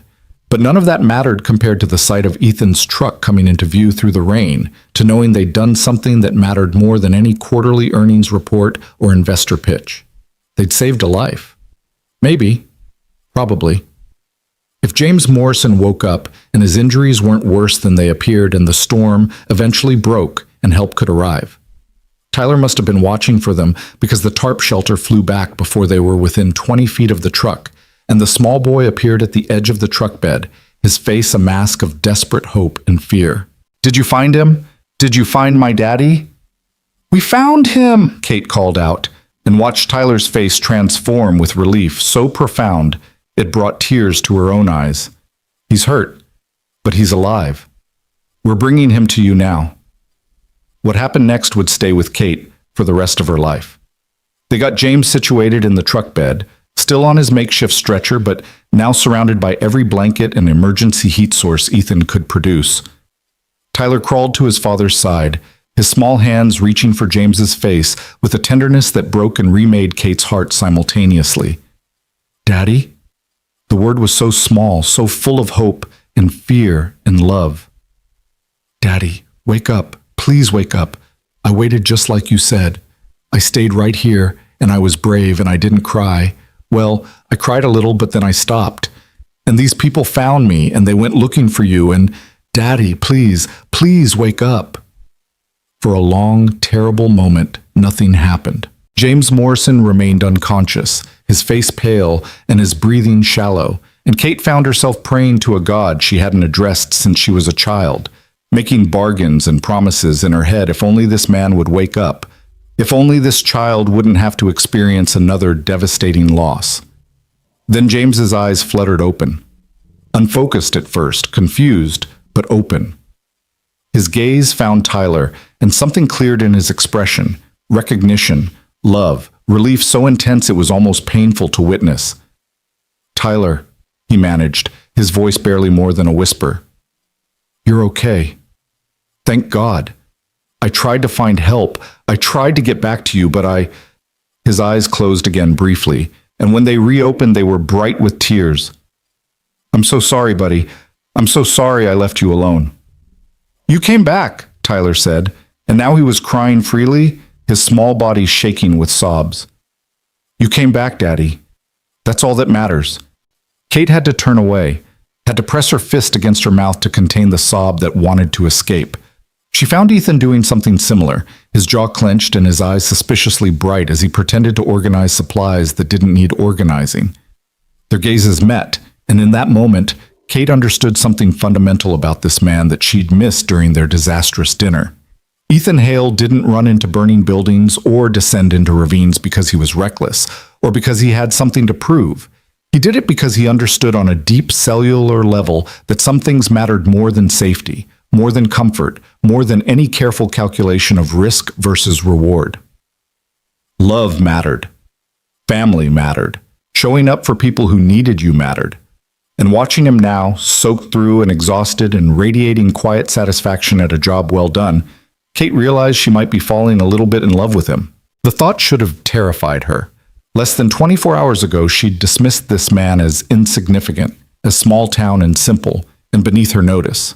She'd spent 8 years building walls specifically to prevent this kind of feeling, this dangerous vulnerability that came from caring about someone who could leave or betray or disappoint. But standing in the rain on a mountain with destroyed hands and muddy clothes, and a heart that felt 3 sizes too large for her chest, Kate couldn't bring herself to care about the walls. They were still there, still protecting the wounded parts of her that Marcus had damaged, but they had cracks now. Significant cracks. Possibly fatal cracks. And for the first time in 8 years, that felt like progress rather than failure. Kate, Ethan's voice pulled her back to the present. We need to make a decision. James needs real medical attention, an ambulance, a hospital, doctors who know what they're doing. But we're still stuck up here until the storm clears enough for emergency vehicles to reach us. That could be hours. Kate looked at James Morrison, at the makeshift splint on his leg, and the dried blood on his temple, and the way his breathing was still too shallow. Then she looked at Tyler, whose small hand was clasped around his father's fingers, like letting go might cause him to disappear again. Finally, she looked at her own destroyed hands, at Ethan's burns from the diner fire, at the situation they'd somehow found themselves in through a combination of bad luck and worse weather and choices that kept leading them further into disaster. Then we wait, she said simply. We keep them warm, monitor James's condition, and wait for the storm to pass. It's all we can do. Your meeting? Ethan reminded her gently. The investors. $30 million. Kate pulled out her dead phone, looked at its blank screen, and felt something settle in her chest, a sense of priority maybe, or perspective, or just the understanding that some things couldn't be fixed by spreadsheets and presentations. I'll call them when we get off this mountain, explain what happened. If they decide not to invest because I missed one meeting due to saving a man's life in a storm, then they're not investors I want anyway. Your company will survive or it won't, Kate interrupted. And if it doesn't survive me missing one pitch meeting, then I haven't built something very robust, have I? Besides, 300 employees versus one 7-year-old who gets to keep his father? That's not actually a difficult calculation. Ethan studied her for a long moment, and Kate made herself hold his gaze, made herself not look away from whatever judgment or assessment she saw there. Finally, he smiled, a real smile that reached his eyes and transformed his whole face into something that made Kate's battered heart skip several beats. You're kind of amazing, you know that? He said quietly.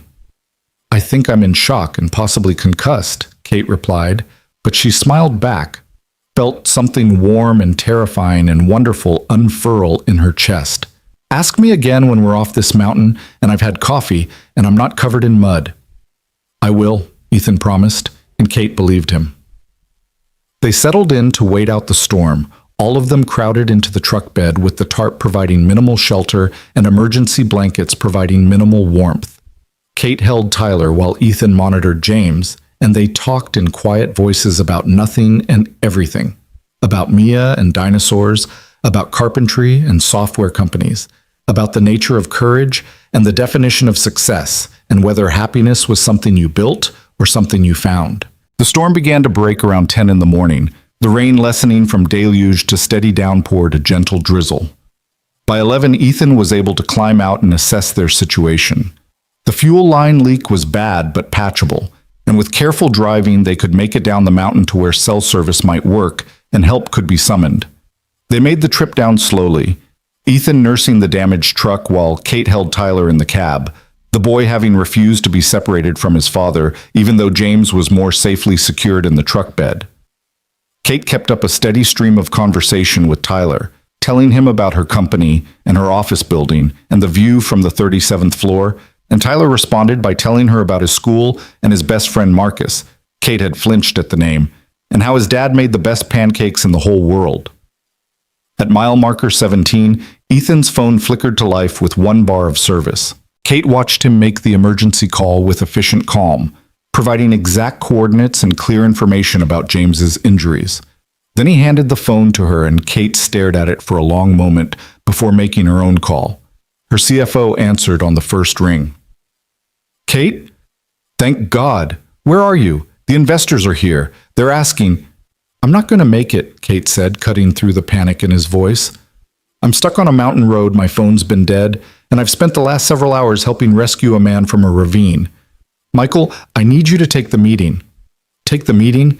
Kate, I can't.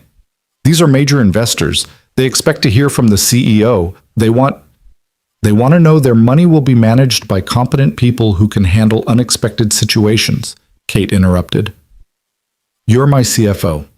You know this company better than anyone except me.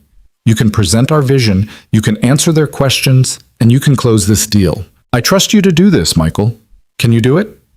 There was a pause, and Kate could almost hear the mental recalculation happening on the other end of the line. Finally, yeah, I can do this, but Kate, are you okay? You said something about a rescue? I'm fine. Better than fine, actually. I'll explain everything when I'm back in the city. Go close that deal, Michael. Show them why Blackwell Industries is worth the investment. She hung up before he could ask more questions, before her own doubts could surface, before she could second-guess a decision that went against every controlling instinct she'd cultivated over the past 8 years. Then she handed the phone back to Ethan and said something she never thought she'd say. Whatever happens with that meeting, it's out of my hands now, and that's okay. Ethan looked at her with an expression Kate was beginning to recognize. That blend of admiration and affection, and something deeper that made her feel seen in ways she'd spent years trying to avoid. Who are you, and what did you do with the woman I had dinner with last night? She's still here, Kate said softly. She's just remembered there might be more to life than quarterly earnings reports and corner offices. She's still figuring out what that means, but she's willing to learn. The ambulance met them at the base of the mountain where the old road reconnected with the highway, lights flashing red and blue against the gray morning sky. Paramedics swarmed the truck with practiced efficiency, extracting James Morrison from the truck bed while firing questions at Ethan that he answered with the calm precision of someone who'd given countless incident reports. Kate stood to the side with Tyler, the boy's hand clutched in hers with surprising strength for someone so small, and watched as strangers took over the care of the man they'd pulled from a ravine. Is my daddy going to be okay? Tyler asked, for what must have been the 20th time, his voice small and scared despite the brave face he was trying to maintain. Kate knelt down to his level, ignoring the protest from her abused knees and the way the movement made every muscle in her body scream. The doctors are going to take very good care of him, she said, choosing her words carefully because Tyler deserved honesty, not platitudes. He's hurt, and he's going to need time to heal, but he's strong, and he's got something really important to fight for. He's got you. That matters more than you know. Ethan said you helped save him, Tyler said, studying Kate's face with the intense scrutiny only children could manage. He said you climbed down a mountain and pulled my daddy up even though you were scared. I was terrified, Kate admitted. I'd never done anything like that before. But sometimes being brave isn't about not being scared. It's about doing the hard thing even when you're scared because someone needs you. My daddy always says that, Tyler said, and his eyes welled with fresh tears. He says courage is just love in work boots. The phrase hit Kate like a physical blow, so simple and so profound that it reframed everything she'd experienced in the last 24 hours. Ethan running into a burning diner wasn't recklessness. It was love for strangers translated into action. Descending into that ravine wasn't foolishness. It was love for a child who needed his father. And Kate's own actions, climbing and pulling and refusing to quit despite her body's protests, that wasn't courage she'd somehow magically acquired. It was love in its most basic form, love for humanity, for Tyler's desperate hope, for the simple conviction that people deserve to be saved. One of the paramedics approached, a woman in her 40s with kind eyes and efficient movements. Are you Tyler Morrison? Tyler nodded, suddenly shy with this new adult. Your dad's asking for you. He's pretty out of it, but he keeps saying your name. You want to see him before we transport? Tyler looked up at Kate, and she nodded encouragingly. Go ahead. I'll be right here. She watched Tyler scamper over to the ambulance, where James was secured on a proper stretcher now, watched the boy's small face transform with relief as his father's hand found his, watched James say something that made Tyler laugh even through his tears. The paramedics were explaining something to the boy, probably about the hospital and treatment and how long before he could see his dad again. But Kate couldn't hear the words over the sudden lump in her throat. "They're going to be okay." Ethan materialized beside her, his own attention fixed on the scene at the ambulance. "James has a long recovery ahead. That femur break is serious, and they're worried about possible internal injuries, but the paramedics think he'll make it. Thanks to you." "Thanks to us," Kate corrected. "I couldn't have done any of that without you. Without your training, your equipment, your calm under pressure. I just pulled on some ropes." "You did a hell of a lot more than pull on some ropes, and you know it," Ethan said, and there was steel under the gentleness in his voice. "You rappelled down a mountain in a storm, descended into a ravine, hauled a full-grown man up a cliff face with bleeding hands, and nearly fell to your death doing it. Don't diminish what you did, Kate. Own it."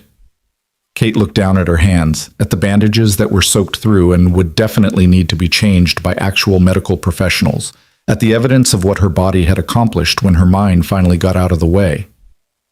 "I'm not sure the person who did those things is the same person who walked into Miller's diner last night. I don't know who I am anymore." "Maybe you're discovering who you've always been," Ethan suggested. "Maybe the CEO building software empires was just one version of Kate Blackwell, and the woman who climbs mountains to save strangers is another version, and they're both real." Before Kate could respond, the lead paramedic approached them, his expression shifting from professional to concerned as he took in their condition. "Either of you need medical attention?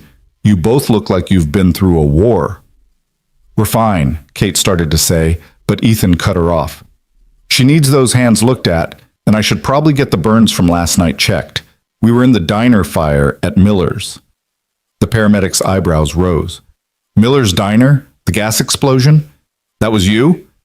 He looked at Ethan with new recognition. "You're Ethan Hale, the guy who pulled people out." "Just doing what needed doing," Ethan said with the same casual deflection Kate was beginning to recognize as his default response to praise. "Well, you're a damn hero is what you are. And your friend here too, from the sound of it." The paramedic gestured to a second ambulance that was pulling up. "Let's get you both checked out. Especially those hands. They look pretty rough." The next hour passed in a blur of antiseptic and bandages and gentle probing questions from a young EMT named Sarah, who reminded Kate uncomfortably of her own ambition at that age, eager, efficient, certain that the path ahead was clear and conquerable. Sarah cleaned Kate's hands with careful thoroughness, applied antibiotic ointment to the worst of the blisters and cuts, and wrapped them in proper medical bandages that were significantly more effective than Ethan's field dressing had been. "You're lucky," Sarah said as she worked. "These could have been a lot worse. As it is, you're looking at probably 2 weeks of healing time if you keep them clean and don't do anything stupid like trying to type on a keyboard or lift heavy objects." 2 weeks? Kate stared at her wrapped hands in dismay. "I have a company to run. I need to be able to work." "Then invest in some voice-to-text software, because these hands need rest." Sarah's tone left no room for argument. "You've got second-degree burns in several places, deep tissue damage from rope trauma, and the beginning of an infection in your left palm that we've treated but need to monitor. Push them too hard, and you're looking at permanent nerve damage or worse. Is your company worth that?" Kate thought about the question seriously, turned it over in her mind the way she would evaluate any major business decision. Was the company worth permanent damage to her hands? Was any amount of success worth sacrificing her body's ability to heal? 24 hours ago, she would have said yes without hesitation. Now, sitting in an ambulance on a mountain highway after pulling a man from a ravine, the answer wasn't nearly as clear. "I'll rest them," she said finally. 2 weeks. Smart choice. Sarah finished the bandaging and moved on to checking Kate's vitals, pronouncing her miraculously free of any serious injuries beyond the hands and some impressive bruising that would make the next few days uncomfortable. "You should see your regular doctor in a few days for a follow-up, but I think you're going to be okay. You're tougher than you look." Kate laughed at that, a short burst of genuine amusement. "I don't feel tough. I feel like I've been hit by a truck and put through a blender." "Yeah, well, that's what happens when you climb mountains in storms to save people's lives. Your body's not used to that kind of activity." Sarah packed up her medical supplies with efficient movements.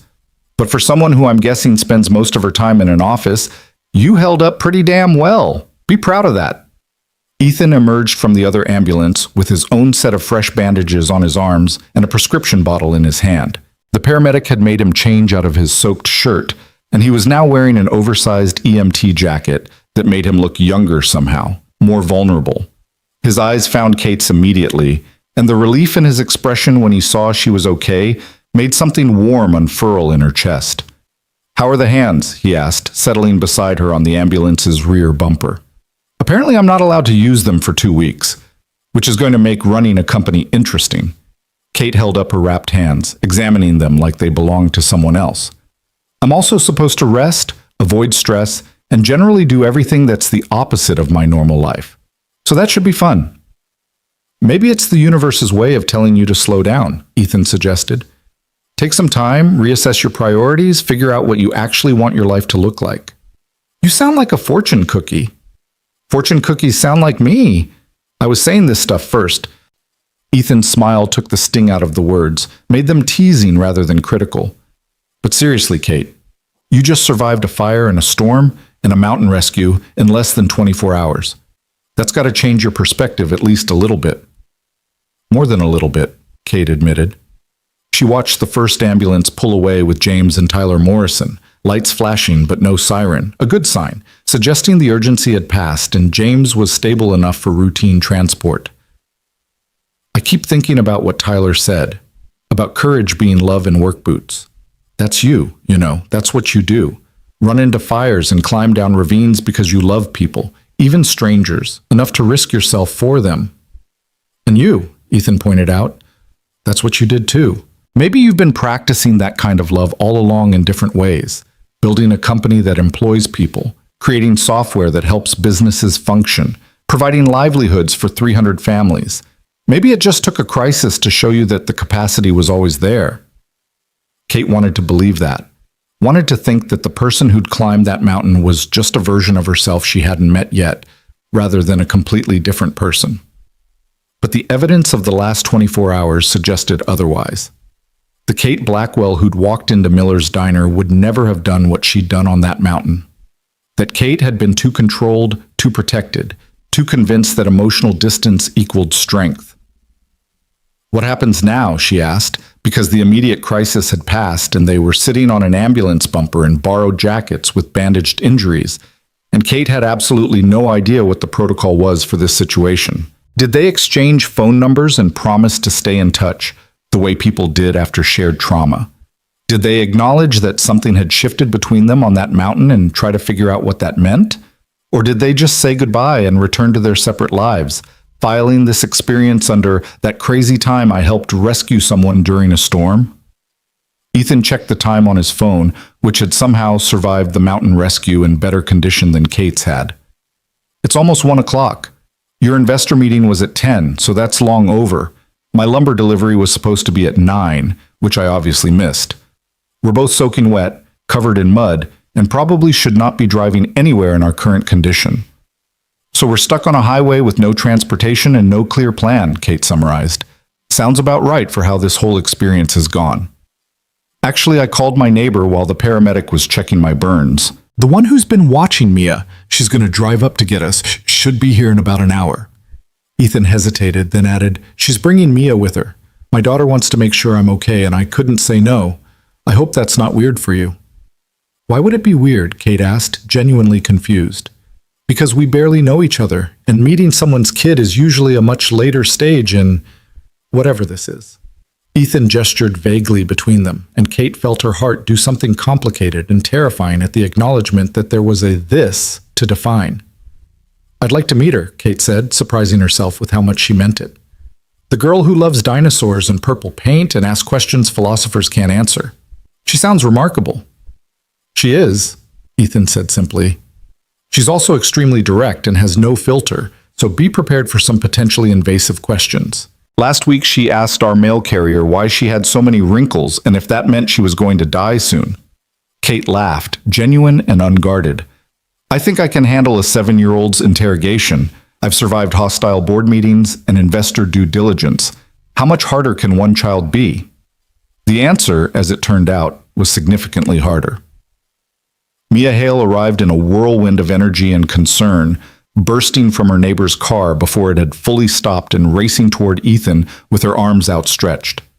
"Daddy, Mrs. Chen said you were in a diner fire and then a mountain rescue and that you're a hero, but I knew that already because you're my daddy and you're always a hero." Ethan caught her easily, sweeping her up despite the obvious protest from his injured arms, and buried his face in her dark curls. "Hey, baby girl." "I'm okay. Just a little banged up, but nothing serious." Mia pulled back to examine him critically, her brown eyes, so like her father's, scanning his face with intense scrutiny. "You have soot on your face, and your hands are all bandaged, and you smell like smoke and rain. That doesn't seem like nothing serious." "Okay, maybe slightly serious," Ethan conceded. "But I'm fine, I promise. The doctors checked me out and everything." Mia's attention shifted to Kate, and suddenly Kate found herself on the receiving end of a stare that felt uncomfortably like being evaluated by a tiny, adorable judge. "Are you the lady from the blind date that went wrong?" Kate blinked. Yes? I suppose I am?" "Daddy said you were mean to him at dinner and made him feel bad about being a carpenter." Mia's tone was matter-of-fact, not accusatory, but Kate felt shame crawl up her neck anyway. "But then there was a fire, and you both had to climb a mountain to save someone, so I guess you're friends now?" "Mia," Ethan said with gentle warning, "remember what we talked about regarding appropriate questions? You said to be nice to people even when you're curious about them," Mia recited dutifully. Then to Kate, "I'm being nice. I'm not calling you mean even though you were mean to Daddy. That's nice, right?" Despite everything, the exhaustion, the pain, the complete upheaval of her entire worldview in the last day, Kate found herself genuinely charmed by this small, fierce girl. "You're absolutely right. I was mean to your dad, and I shouldn't have been. I'm sorry about that." "You should tell him you're sorry, not me," Mia pointed out with impeccable 7-year-old logic. "I'm not the one whose feelings got hurt." "I did tell him I'm sorry. Last night, after the fire." "And did he accept your apology?" "Yes." "Good." Mia nodded with satisfaction, apparently having completed her investigation to her satisfaction. "Mrs. Chen says people who apologize and mean it are good people even if they did something bad first. Is that true?" "I think it's a good start," Kate said carefully, aware that she was being evaluated not just by Mia but by Ethan, who was watching this interaction with barely concealed amusement. "But I think the really important part is learning from your mistakes and trying to be better." "Are you going to be better?" Mia asked with the blunt curiosity of childhood. "I'm going to try," Kate promised. "Your dad is teaching me a lot about courage and kindness and what really matters. I'm still figuring it out, but I'm trying." Mia seemed to consider this for a long moment, her small face serious. Then she announced, "Okay, you can come to dinner at our house. We're having spaghetti because Daddy was supposed to make chicken, but now he's too tired because of the mountain rescue. Mrs. Chen is making the spaghetti instead, but she makes it the Italian way with lots of garlic, not the American way with too much sugar in the sauce." Kate looked at Ethan, who shrugged with an expression that clearly said, "I told you she had no filter." Then back at Mia, who was waiting expectantly for an answer to her dinner invitation. "I would love to come to dinner, but are you sure? Your dad has had a really long day and he probably needs rest, not company." "You're not company. You're the lady who helped save that man on the mountain," Mia said, as if this explained everything. "That's different. And besides, Mrs. Chen always makes too much spaghetti and Daddy can't eat it all by himself, and I'm supposed to eat vegetables first before I get seconds, so we need another grown-up to help eat it. It's practical." "Well, when you put it that way," Kate said, fighting a smile, "I suppose it would be rude to let all that spaghetti go to waste." "Exactly," Mia beamed, apparently having decided Kate was acceptable despite the rocky start. "And you can tell me about the mountain rescue and whether you saw any animals, because sometimes there are bears on the mountain and I really want to know if you saw any bears." "No bears," Kate assured her. "Just rain and rocks and one very brave man who kept fighting to get back to his son." "Tyler," Mia said knowledgeably. "Daddy told Mrs. Chen on the phone. Tyler is 7 like me, which means we're the same age, which means we should be friends because Daddy says it's important to have friends your own age who understand what it's like to be 7. The casual mention of Tyler's name, The easy assumption that friendship was simply a matter of shared age and circumstance reminded Kate of how simple life had been at 7. Before Marcus, before corporate ladder climbing, before she'd learned that trust was a liability and vulnerability was weakness. When had she lost that ability to simply decide someone was worth knowing and open her heart accordingly? The drive back to Ethan's house took about 40 minutes, with Mrs. Chen navigating the mountain roads with the confidence of someone who'd lived in the area her whole life. Mia kept up a running commentary the entire time, pointing out landmarks and telling stories and asking Kate approximately 8,000 questions about everything from her job to her favorite color to whether she believed dinosaurs could have been different colors than scientists thought. Kate answered as best she could, finding herself genuinely engaged with this small person who had her father's warmth and her mother's adventurous spirit, or so Ethan said during a brief lull in Mia's interrogation. It was exhausting in the best possible way, this conversation with someone who hadn't learned yet that some topics were off limits, or that adults didn't always want to explain their reasoning. Ethan's house was exactly what Kate should have expected, but somehow still surprised her. A modest 2-story craftsman on a quiet street lined with mature trees, with a front porch that wrapped around the corner and window boxes that needed weeding. The paint was fresh, that same forest green she'd noticed on his flannel shirt last night, and the trim was crisp white. A tire swing hung from an old oak in the front yard, and garden beds showed evidence of recent planting, though Kate couldn't identify most of the vegetation. "It's not much," Ethan said as they pulled into the driveway, and Kate heard the slight defensiveness in his tone, the anticipation of judgment from someone who lived in a penthouse condo. "It's perfect," Kate said, and meant it. The house looked lived in and loved, like a place where people actually built a life instead of just storing their possessions between work commitments. "It looks like a home." Something in Ethan's expression softened at that, the defensiveness melting into pleased surprise. "Thanks. We've been here about 3 years since I left the fire department. Been fixing it up slowly. New roof last year, updated the kitchen this spring. Mia's helping me plan the treehouse we're building in the back." "The purple one," Kate remembered. "The purple one," Ethan confirmed with a smile. "Though she's now lobbying for a rope ladder instead of regular stairs, which is giving me heart palpitations from a safety perspective." They climbed out of the car, and Kate was immediately struck by how different she must look from the woman who'd walked into Miller's diner last night. Her designer clothes were ruined beyond any hope of salvation. Her hair was a disaster of mud and tangles despite her attempts to finger comb it into submission, and her bandaged hands made her look like she'd lost a fight with a particularly aggressive paper shredder. She probably smelled like wet dog in desperation, and she'd never felt less like a successful CEO and more like a disaster survivor. And somehow, she didn't care. Not in the way she would have cared yesterday, when her appearance was armor and presentation was power. This was different. This was the evidence of something real, something that mattered, written on her body in bruises and bandages. Inside, the house was as welcoming as the exterior had promised. Hardwood floors that showed wear but were clean and polished, furniture that looked comfortable rather than expensive, and evidence of Mia everywhere. Art projects on the refrigerator, a Lego creation taking over half the coffee table, dinosaur books stacked on every available surface.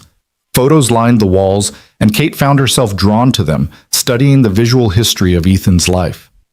There was his wedding photo, Ethan younger and clean-shaven, with a woman who had Mia's eyes and a smile that lit up the frame. Family photos showing the baby growing into a toddler, always with at least one parent in the frame, and usually both. Then a subtle shift in the collection, images with just father and daughter, Ethan's smile still present but carrying an edge of sadness that was painful to witness. And finally, more recent photos where that sadness had eased into something more peaceful. Mia covered in pain at an art class, Ethan and his daughter hiking, both of them laughing at something outside the frame. "That's my mama," Mia said, appearing at Kate's elbow to point at the wedding photo. "She died when I was little, but Daddy says she loved me very much and that love doesn't stop just because someone goes away." Kate knelt down again, meeting Mia at eye level. "Your daddy's right about that. And your mama was very beautiful. Daddy says I look like her, especially my eyes.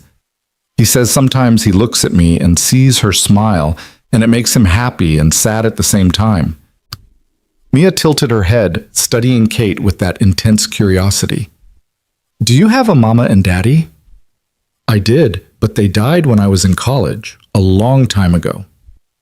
Were you sad? Very sad. For a long time. Are you still sad? Kate considered the question seriously, because Mia deserved honesty. Sometimes. But mostly I remember the good parts now instead of just missing them. That's good, Mia said with the gravity of someone much older. Daddy says remembering the good parts is how we keep people with us, even when they're gone. Then, with a child's ability to shift topics without transition. Do you want to see my dinosaur collection? I have 47 dinosaurs and I know all their names and which period they lived in and what they ate.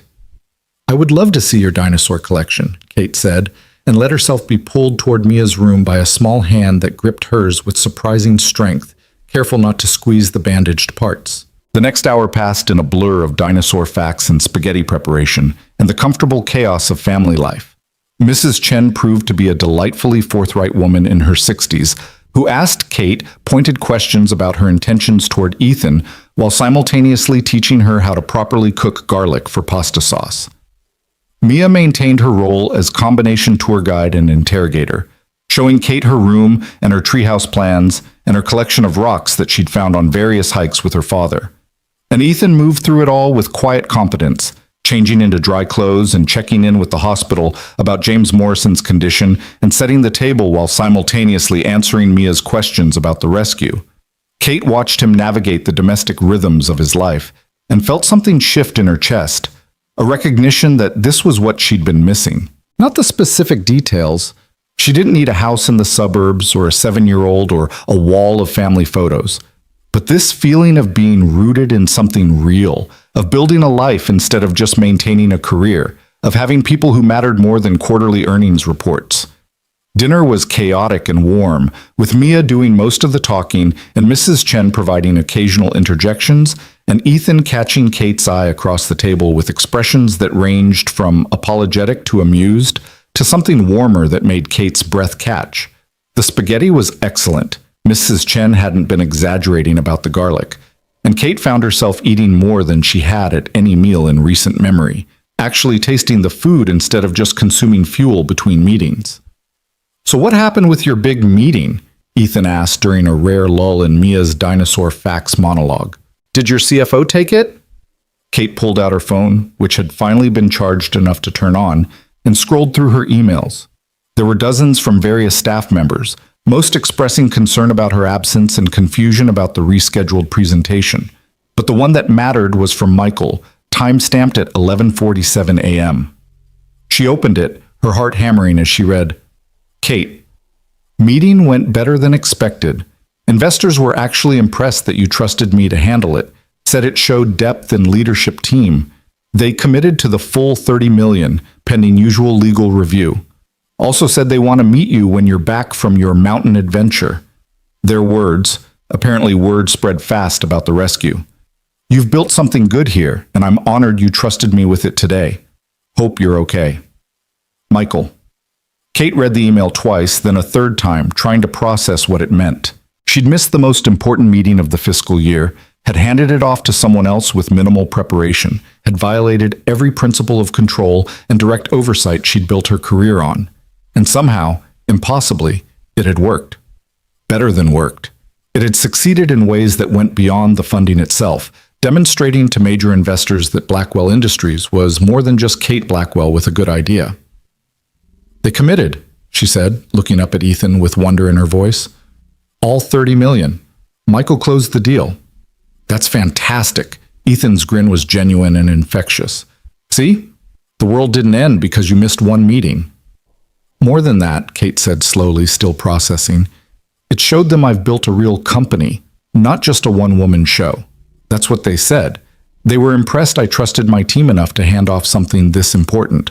I've been so busy trying to control everything to prove I don't need anyone that I never considered whether that might actually be limiting what we could become. So what are you going to do differently? Ethan asked.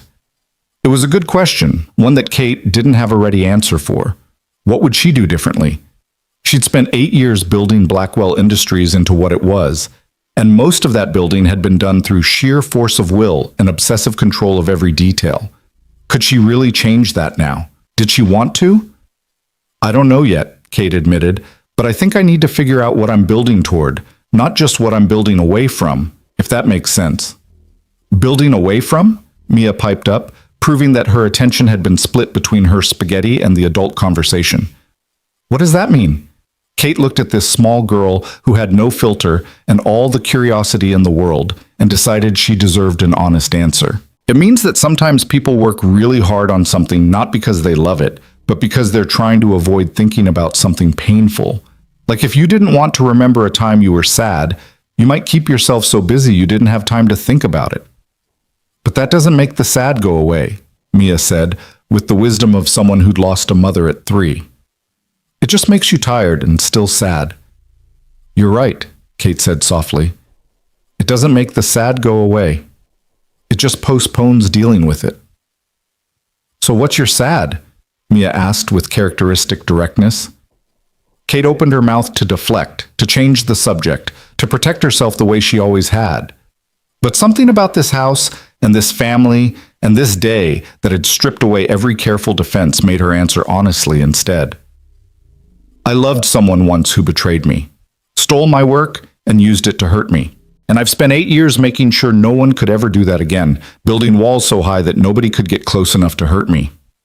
Kate paused, then added quietly, but walls that keep pain out also keep love out. I'm only just figuring that out now. Mia considered this with the seriousness she applied to all important questions. Daddy says that after Mama died, he had to choose between being safe or being alive. He says he chose alive for me because I needed a daddy who could feel things, not a daddy who was just going through the motions. Maybe you need to choose alive too. Kate felt tears prick her eyes, actual tears, which she hadn't allowed herself to cry in years. This 7-year-old girl had just articulated what Kate had been dancing around for the last 24 hours, the fundamental choice that had been lurking under every decision since the diner fire. Safe or alive? Protected or present? Walls or windows? Maybe I do, Kate said, and met Ethan's eyes across the table. He was watching her with an expression that made her heart do complicated things, something tender and hopeful and patient all at once. Maybe it's time to choose alive. After dinner, Mrs. Chen excused herself with a knowing look that suggested she understood exactly what was happening and approved wholeheartedly. Mia lobbied hard to stay up and show Kate more of her dinosaur collection, but eventually succumbed to the reality that 7-year-olds needed bedtime even after exciting days. Ethan carried her upstairs for her bath and bedtime routine, and Kate found herself alone in the living room, surrounded by evidence of a life so different from her own, it might as well have existed on another planet. She picked up one of the framed photos from a side table. Ethan and Mia at what looked like a carnival, both of them covered in cotton candy and laughing at something. The pure, uncomplicated joy on their faces was so foreign to Kate's experience that it almost hurt to look at. When was the last time she'd felt joy like that? Not satisfaction from closing a deal or pride from hitting a milestone, but actual joy, the kind that came from being fully present in a moment with someone you loved. She really likes you. Ethan's voice came from behind her, and Kate turned to find him leaning against the doorframe, watching her with that expression she was beginning to recognize. Mia, she doesn't warm up to new people that easily, but she decided you were okay. I like her too, Kate said, returning the photo to its place. She's remarkable, smart and curious, and so completely herself without apology. I envy that. You could learn from her, Ethan suggested, moving into the room. The whole being yourself without apology thing. I think you'd be good at it if you let yourself try. I'm not sure who myself even is anymore, Kate admitted. Kate sat. 24 hours ago, I would have said I was Kate Blackwell, CEO of Blackwell Industries, builder of empires and taker of no prisoners. Now I don't know. Someone who climbs mountains and storms and pulls strangers from ravines and cries at dinner tables while talking to 7-year-olds about choosing to be alive. Maybe you're both, Ethan said, settling onto the couch and gesturing for Kate to join him. Maybe you're the CEO and the mountain climber, The empire builder and the person who shows up when people need help. Maybe you've always been both, but you only let yourself acknowledge one side. Kate sat beside him, leaving careful space between them, even though her body wanted to lean into his warmth. What you said on the mountain about people building their lives around their wounds, I can't stop thinking about that. You're right. I've been building around the wound Marcus left, constructing an entire existence designed to ensure I never feel that vulnerable again. But in the process, I think I might have made myself invulnerable in ways that also made me inaccessible, untouchable, alone. So stop, Ethan said simply. Stop building around the wound and start building towards something better. It won't be easy and it won't happen overnight, but Kate, you're capable of incredible things when you let yourself be vulnerable. I watched you today. Watched you push past fear and exhaustion and pain because someone needed help. That's not who you think you are, but it's definitely who you are. Own it. Kate wanted to argue, wanted to list all the reasons why today was an anomaly and why she couldn't possibly sustain this version of herself in her real life. But sitting in this comfortable living room, in a house that felt more like a home than anywhere she'd lived in years, she couldn't quite make the arguments land. Maybe Ethan was right. Maybe the person who'd climbed that mountain wasn't a stranger, but just a part of herself she'd been suppressing for 8 years. I don't know how to do this, she said quietly. How to be open again. How to trust people. How to build something that's about connection instead of just protection. You start small, Ethan said. You take risks with people who've proven they're safe. You practice being vulnerable in low-stakes situations until it becomes more natural. You accept that sometimes people will disappoint you, and that's okay because the alternative is missing out on all the people who won't. Is that what you did? After Sarah? Eventually, it took time. A lot of time. There were years where I went through the motions of living without really being alive, the way Mia described it. Work and parenting and keeping everything running, but not really feeling anything beyond the basics. Then one day I realized Mia was watching how I navigated the world, learning from my example. If I taught her that love equals pain, and it's safer to stay closed off, that's what she'd carry into her own relationships.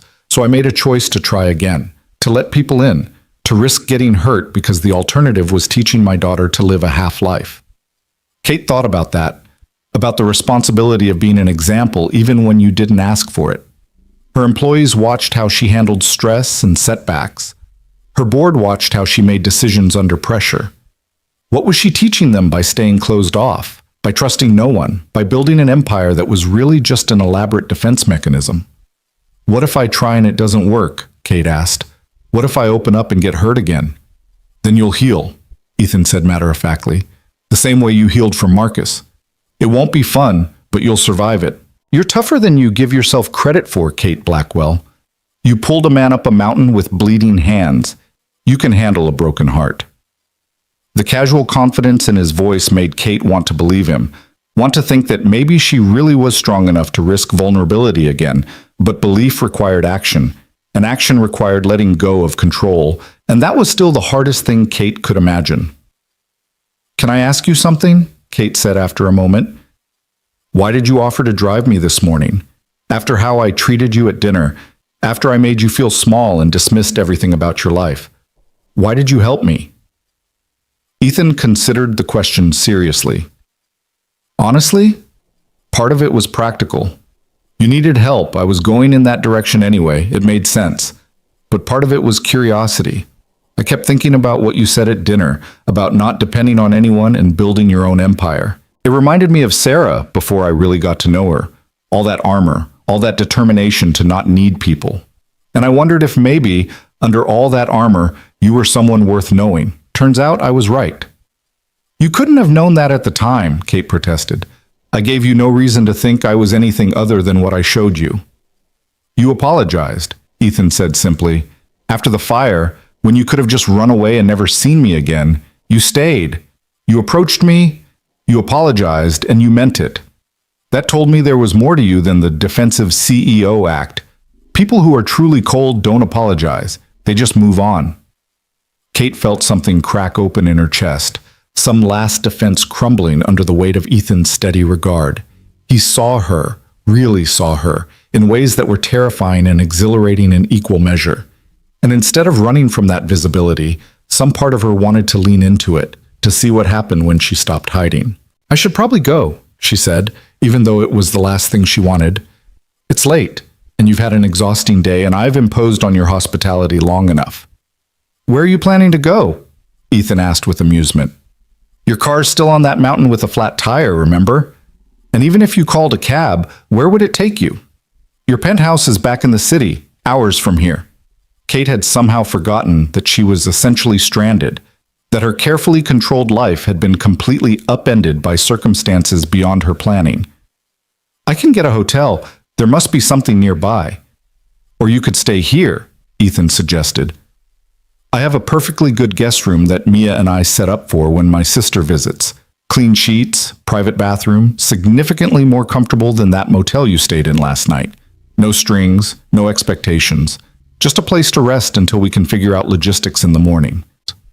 The offer was tempting in ways that had nothing to do with the guest room's comfort level and everything to do with not wanting to leave this house, this warmth, this feeling of being seen and accepted despite every flaw. But accepting meant staying vulnerable, meant continuing to exist in this space where her usual defenses didn't work. "Okay," Kate heard herself say. "Thank you. I'll stay." Ethan's smile was warm and genuine, and he stood to show her to the guest room. "Fair warning, Mia will probably appear at your door around 6:30 in the morning, wanting to know if you've had breakfast yet and whether you want to help her build something with Legos. She has very strong opinions about breakfast timing and collaborative building projects." "I'll be ready," Kate promised, following him up the stairs. The guest room was exactly as advertised, comfortable and clean, with a bed that looked infinitely more appealing than any furniture Kate had encountered in the last day. Ethan provided her with borrowed clothes for sleeping, sweatpants and a t-shirt that would be comically oversized on her but were soft and clean, and showed her where the bathroom supplies were kept. "Kate," he said, pausing in the doorway, "what you did today, on that mountain, pulling James up, refusing to quit even when you were terrified, that was real courage. Don't diminish it or write it off as a one-time thing. That's who you are when the walls come down. Remember that." Before Kate could respond, he was gone, the door clicking softly shut behind him. She changed into the borrowed clothes and climbed into the guest bed, her body finally registering how exhausted it was after everything it had been through. Her hands throbbed despite the pain medication the paramedic had given her, and her muscles had moved past soreness into outright rebellion. But lying there in the darkness, listening to the sounds of a house settling around her, so different from the sterile silence of her penthouse, Kate felt something she hadn't experienced in 8 years. She felt hope. Not the abstract hope of business success or market opportunities, but real, personal hope about the possibility of building a different kind of life. A life that included risk and vulnerability and 7-year-olds asking impossible questions. A life that looked more like Ethan's lived-in warmth than her carefully curated achievement. She pulled out her phone one last time, scrolling through the dozens of emails that had accumulated during her mountain adventure. Most could wait, but there was one she needed to send before she could sleep, a message to her executive team that would set the tone for whatever came next. "Team," she typed with awkward thumbs since her bandaged hands made regular typing impossible. "I know today was chaotic and my absence created uncertainty. I apologize for that. But I want you to know that being unable to attend the investor meeting myself was one of the best things that could have happened. It showed me, and showed our investors, that we've built something bigger than any one person. Michael, you were extraordinary. The rest of you, your ability to adapt and support each other in my absence was exactly what we need as we grow. I'm taking the next 2 weeks to recover from some injuries and to reassess our strategic direction. During that time, I'll be trusting each of you to run your departments with minimal oversight. I believe in the team we've built. It's time I started showing that by actually trusting you to do your jobs. More to come next week. Thank you for your flexibility today. Kate." She hit send before she could second-guess herself, then set the phone aside and closed her eyes. Tomorrow she'd figure out logistics, getting her car fixed, returning to the city, explaining to Rebecca what had happened on what was supposed to be a simple blind date. Tomorrow she'd start the difficult work of rebuilding her life around something other than fear and control. But tonight, she'd sleep in a borrowed bed in a stranger's house that somehow felt more like home than anywhere she'd lived in years, and let herself imagine what it might feel like to choose being alive. Mia appeared at Kate's door at exactly 6:27 in the morning, which was close enough to Ethan's prediction to be impressive. The little girl was already dressed in overalls covered with dinosaur patches, and carrying what appeared to be an extremely complex Lego creation that defied Kate's understanding of physics. "You're awake," Mia announced with the volume of someone who hadn't yet learned about indoor voices. "Daddy said I had to wait until at least 6:30, but I could see light under your door, so I knew you weren't sleeping anymore. Do you want pancakes? Daddy makes really good pancakes on Saturdays. It's Saturday, right? I think it's Saturday. Sometimes after exciting days, I lose track of which day it is." Kate sat up, wincing as every muscle in her body reminded her of yesterday's mountain adventure. "It's Saturday," she confirmed, her voice rough from sleep. "And pancakes sound wonderful." "Good, because Daddy's already making them, and he sent me to get you, but also to show you this." Mia held up the Lego creation, which Kate could now see was meant to be some kind of dinosaur. "It's a Spinosaurus. They lived in the Cretaceous period, and they ate fish, and they had these really cool spines on their backs that might have been for temperature regulation, or maybe for displaying to mates. Scientists don't know for sure yet. Do you like it?" "It's amazing," Kate said honestly, studying the intricate construction. "You built this yourself?" "Mostly. Daddy helped with the spine part because it kept falling over, but I designed it." Mia set the dinosaur carefully on the nightstand. "You can look at it while you get dressed. Daddy left you some clean clothes. They're my Aunt Lisa's from when she visited last month. She's about your size. Well, maybe a little shorter, but close enough." True to Mia's word, there was a small stack of borrowed clothes on the dresser, jeans, a soft flannel shirt, and undergarments that still had store tags attached. Ethan must have gone shopping at some point last night or very early this morning, which meant he'd been thinking about Kate's comfort enough to make sure she had fresh clothes. The gesture made something warm settle in her chest, that now familiar feeling of being cared for in practical, tangible ways. She dressed carefully, her bandaged hands making everything take twice as long as it should have. The clothes fit well enough, though the jeans were slightly loose, and the flannel was cozier than anything Kate normally wore. She looked at herself in the mirror and barely recognized the woman staring back. Hair still disaster adjacent despite her best efforts, face free of the makeup she usually wore like armor, clothes that suggested weekend hiking rather than board meetings. She looked younger somehow, or maybe just less defended. More real. Downstairs, the kitchen smelled like heaven. Ethan stood at the stove flipping pancakes with the same competent efficiency he'd shown during the mountain rescue, and the table was already set with plates and syrup and fresh fruit. He'd changed into clean jeans and a green Henley that made his eyes even warmer, and his hair was still damp from a shower. The domestic scene was so far removed from Kate's normal Saturday routine of reviewing reports in her penthouse that it felt like she'd stepped into someone else's life. "Morning," Ethan said, looking up with a smile that did complicated things to Kate's heart rate. "How'd you sleep?" "Better than I have in months," Kate admitted, sliding into a chair at the table. "Your guest bed is significantly more comfortable than my $1,000 mattress." "That's because it's had actual humans sleep in it recently," Ethan observed, plating pancakes with practiced ease. "Mattresses need breaking in. They don't reach peak comfort when they're only used for 5 hours a night between work sessions." "How did you know?" "Rebecca might have mentioned that you tend to work until you pass out and then wake up to start working again," Ethan said with gentle amusement. "She's worried about you. Has been for a while." Kate accepted the plate of pancakes he offered, golden and perfectly cooked with butter melting into their surface. "Rebecca worries too much. I'm fine." "Are you?" Ethan settled into the chair across from her with his own plate while Mia climbed into her seat and immediately began constructing some kind of pancake and fruit tower. "Because from where I'm sitting, it looks like you've been running from your own life for 8 years. And that's not fine, Kate. That's just exhausting." The observation should have made Kate defensive, should have triggered all her usual responses about successful people working hard and achievement requiring sacrifice. But sitting in this warm kitchen with pancakes dissolving on her tongue and a 7-year-old building architectural marvels out of breakfast food, she couldn't quite muster the energy for her standard deflections. "You're right," she said instead. "I have been running. From Marcus, from vulnerability, from the possibility that if I let people in, they might hurt me the way he did. I just didn't realize how tired I was until I stopped long enough to notice." "So what are you going to do about it?" Ethan asked, and Kate appreciated that he wasn't offering solutions or trying to fix her, just asking the question and trusting she could find her own answer. "I don't know yet," Kate said honestly, "but I think the 2 weeks of enforced rest from these hand injuries might be a good time to figure it out. Step back from the day-to-day operations, let my team actually run things, and reassess what I'm building and why." "Can I make a suggestion?" Ethan asked. "Please."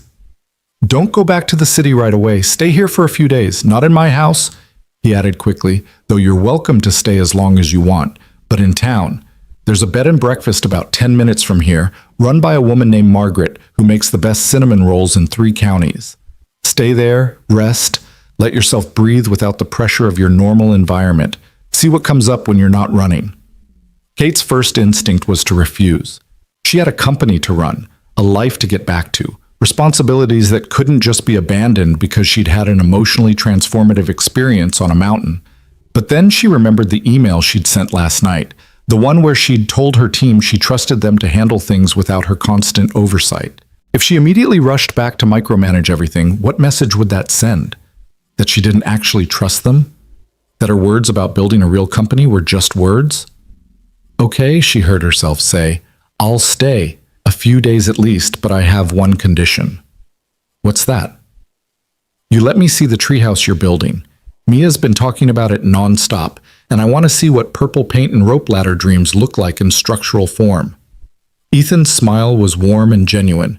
"Deal, though fair warning, it's currently more platform in a tree than actual house. We're taking it slow, making sure every step is safe before we move to the next one."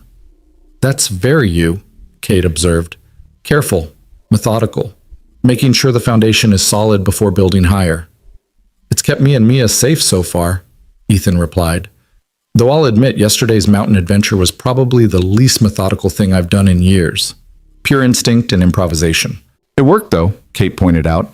"We saved James Morrison. Tyler gets to keep his father. That's worth a little improvisation." Speaking of which, Ethan pulled out his phone and showed Kate a text message. "I heard from the hospital this morning. James is stable, out of surgery for the leg, and asking to speak with us when we can visit. They think he's going to make a full recovery thanks to how quickly we got him to treatment."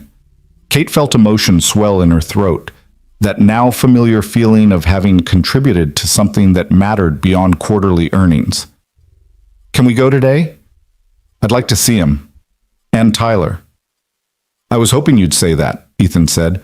"I told them we'd stop by this afternoon. Mia wants to come too. She's made Tyler a Lego dinosaur as a get-well present."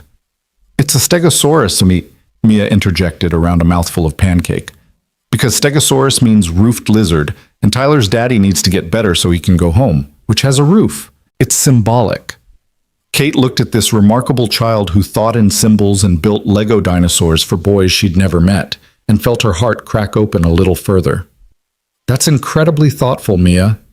"I know," Mia said, with the confidence of someone stating obvious facts. "Daddy says thoughtfulness is a superpower, like being really strong or really fast, except better because it makes people feel less alone." "Your daddy's very wise," Kate said, meeting Ethan's eyes across the table. "He has his moments," Ethan replied with a slight smile. After breakfast, Ethan made good on his promise to show Kate the treehouse in progress.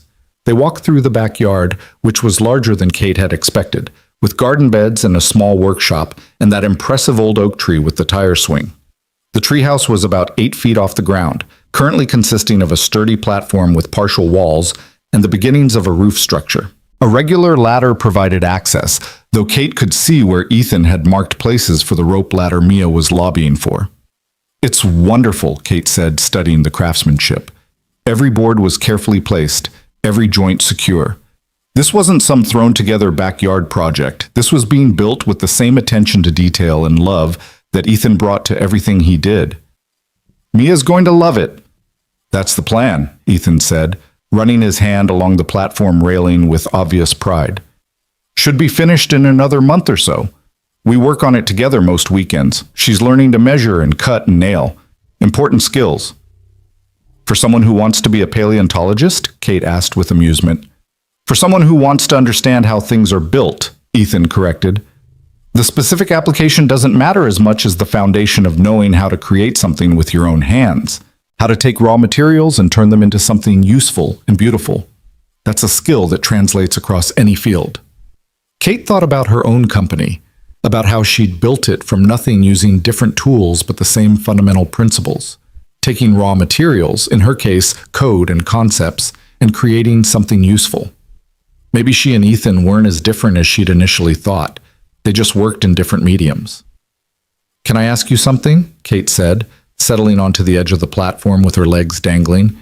Ethan joined her, their shoulders almost touching.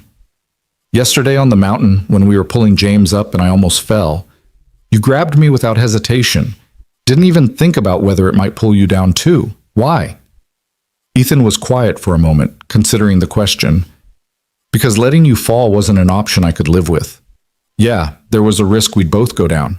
But the alternative, watching you fall, knowing I could have tried to catch you and didn't, that would have been worse than any physical injury. Some risks are worth taking. Even when they might destroy you? Especially then, Ethan said firmly. Kate, I spent 4 years after Sarah died playing it safe. Minimizing risk, avoiding pain, keeping everything controlled and manageable. And you know what I learned? Safety isn't the same as being alive. It's just a slower way of dying. I'd rather risk falling off a mountain trying to save someone than spend another day in that half-life of just going through motions. Kate felt those words settle into her bones, rewriting something fundamental about how she understood courage and vulnerability. She'd spent 8 years confusing safety with strength, isolation with independence. But real strength was what Ethan did. Opening your heart even after devastating loss, risking yourself for strangers, building a life that was messy and complicated and full of the terrifying vulnerability that came from loving people who could be taken away. I think I'm starting to understand that, Kate said quietly. What it means to be alive instead of just safe, it's terrifying. It is, Ethan agreed, but it's also the only thing that makes life worth living. They sat in comfortable silence for a while, watching Mia play in the yard below, listening to the sounds of a neighborhood waking up to Saturday morning. Kate tried to remember the last time she'd just sat somewhere without her phone or laptop, without checking emails or reviewing documents. She couldn't. This simple act of being present, of existing in a moment without trying to optimize or control it, was as foreign as speaking a language she'd never studied. But she was learning, slowly, awkwardly, with all the grace of someone who'd forgotten how to do something simple. She was learning to just be. Margaret's bed and breakfast turned out to be a Victorian house painted cheerful yellow with white trim, complete with a wraparound porch and rocking chairs that looked like they'd witnessed 1,000 sunsets. Margaret herself was a woman in her 60s with steel gray hair and eyes that missed nothing, who took one look at Kate's bandaged hands and immediately ushered her inside with maternal efficiency. Ethan called ahead, Margaret said, leading Kate up a flight of stairs to a room on the second floor. Said you'd been through quite an ordeal and needed somewhere peaceful to recover. This is my nicest room. Windows face east for morning sun, and the bathroom has a tub deep enough for a proper soak. You look like you could use about 3 days of sleep and good meals. The room was exactly what Kate hadn't known she needed. A bed with an actual quilt, handmade by the look of it, not the sterile hotel bedding she was used to. A window seat with cushions perfect for reading or thinking or staring out at the mountains, fresh flowers on the dresser, and the kind of thoughtful touches that suggested someone actually cared about guest comfort rather than just running a business. It's perfect, Kate said, meaning it. Thank you. Breakfast is served from 7 to 9, dinner at 6 if you want it. Though no pressure if you'd rather eat in town, Margaret said, setting Kate's small bag, borrowed from Ethan and containing the few items she'd salvaged from her car, on the luggage rack. There's a cafe 2 blocks down that makes excellent sandwiches, and the library is just past that if you're a reader. Otherwise, the best thing you can do in this town is nothing at all. We're good at nothing here. Kate felt something in her chest ease at those words. Permission to do nothing, to just exist without productivity or achievement or forward momentum. When was the last time she'd given herself that permission? Had she ever? After Margaret left, Kate explored the room more thoroughly, opening drawers and closets like a child investigating a new space. Someone, probably Margaret, had left a basket of toiletries on the bathroom counter, including some salve that claimed to help with burn healing. Kate carefully removed her bandages, grimacing at the sight of her palms, and applied the salve before rewrapping them with fresh gauze from the first aid kit Margaret had thoughtfully provided. Her phone buzzed with an incoming call, and Kate saw Rebecca's name on the screen. She'd been avoiding this conversation, knowing Rebecca would have approximately 8,000 questions about how a blind date had resulted in mountain rescues and extended stays in small towns. But avoiding wouldn't make the conversation go away, so Kate answered. "Please tell me you're alive," Rebecca said without preamble. "Because I've been getting increasingly alarming text updates from Ethan's neighbor, who apparently has me in her phone as that friend who set up the disaster date. And the most recent message said something about a ravine and an unconscious man, and I'm this close to driving up there myself to verify you haven't been murdered by a serial killer posing as a carpenter." Despite everything, Kate laughed. "I'm alive. I'm fine. Better than fine, actually. And Ethan's not a serial killer. He's possibly the best person I've ever met." There was a long pause on the other end of the line. "Okay, who are you and what have you done with my best friend? Because the Kate I know doesn't gush about men she met 24 hours ago. The Kate you know spent 24 hours pulling people from fires and climbing mountains and having her entire worldview dismantled by a 7-year-old with dinosaur obsession," Kate replied. "This might be a different Kate. I'm still figuring it out." "Tell me everything," Rebecca demanded. "And I mean everything. From the dinner to right now. Don't leave anything out." So Kate told her. About the disastrous dinner and the diner fire, about the storm and the stranded boy and the descent into the ravine, about pulling James Morrison up that cliff with bleeding hands, about Tyler's reunion with his father, about Mia's wisdom and Ethan's steady presence through all of it. She told Rebecca about missing the investor meeting and discovering that the world didn't end when she relinquished control, about choosing to stay in this small town instead of rushing back to her carefully constructed life. By the end, Rebecca was crying. "Kate, oh my God, Kate, do you know how long I've been waiting for you to let yourself be human again? Since Marcus, you've been this untouchable force of nature, and I've watched you succeed at everything except actually living. And now you're telling me you climbed a mountain with a carpenter and pulled a stranger from a ravine and stayed for pancakes with his daughter, and I just..." Her voice cracked. "I'm so proud of you, and so scared that you're going to get back to the city and convince yourself this was temporary insanity." "I'm scared of that too," Kate admitted. "It's easier to believe this is just some weird trauma response, that when I get back to normal life, I'll revert to who I was before. But Rebecca, I don't want to be who I was before. That person was successful and safe and completely alone. I want to be someone who builds things that matter and lets people in and isn't afraid to climb mountains when someone needs help." "Then be that person," Rebecca said simply. "Kate, you're the most determined human I've ever met. You built a $300 million company from a dorm room. If you decide you want to be different, you'll be different. You just have to want it more than you want the safety of your walls." "I think I do," Kate said softly. "I think yesterday showed me what I've been missing, what I've been sacrificing for the illusion of control, and I don't want to sacrifice it anymore." "Good. Then don't."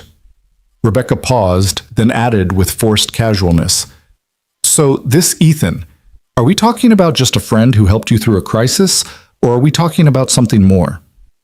Kate thought about Ethan's smile, about the way he looked at her like she was someone worth knowing despite all her flaws, about how safe she felt in his presence even when everything was chaotic and dangerous. "I don't know yet, but I'd like to find out, if he's interested," which is terrifying to even say out loud because what if... "Stop," Rebecca interrupted. "What if nothing? Kate, from everything you've told me, this man ran into a burning building, drove through a mountain storm, descended into a ravine in the rain, and made you pancakes while his daughter showed you Lego dinosaurs. He's interested. The question is whether you're brave enough to let yourself be interested back." "I'm trying to be," Kate said. "It's harder than climbing the actual mountain. I know, but you're doing it anyway, which is what bravery looks like. Rebecca's voice softened. Take your time up there. Rest, heal, figure out what you want. Your company will survive, I promise. And when you come back, if you come back, make sure it's because you want to, not because you think you should. After hanging up with Rebecca, Kate spent the afternoon doing absolutely nothing productive. She sat in the window seat and watched the street below. She took a long bath in Margaret's deep tub and let herself actually relax instead of using bath time to plan the next day's meetings. She even attempted a short nap, which turned into 3 hours of the deepest sleep she'd had in years. When she woke, the afternoon sun was slanting through the windows in golden shafts, and her phone showed several messages. One from Michael confirming that everything at the office was running smoothly and she should take all the time she needed. One from the hospital saying James Morrison was awake and requesting visitors. And one from Ethan. Mia's demanding we bring you to dinner at our house tonight.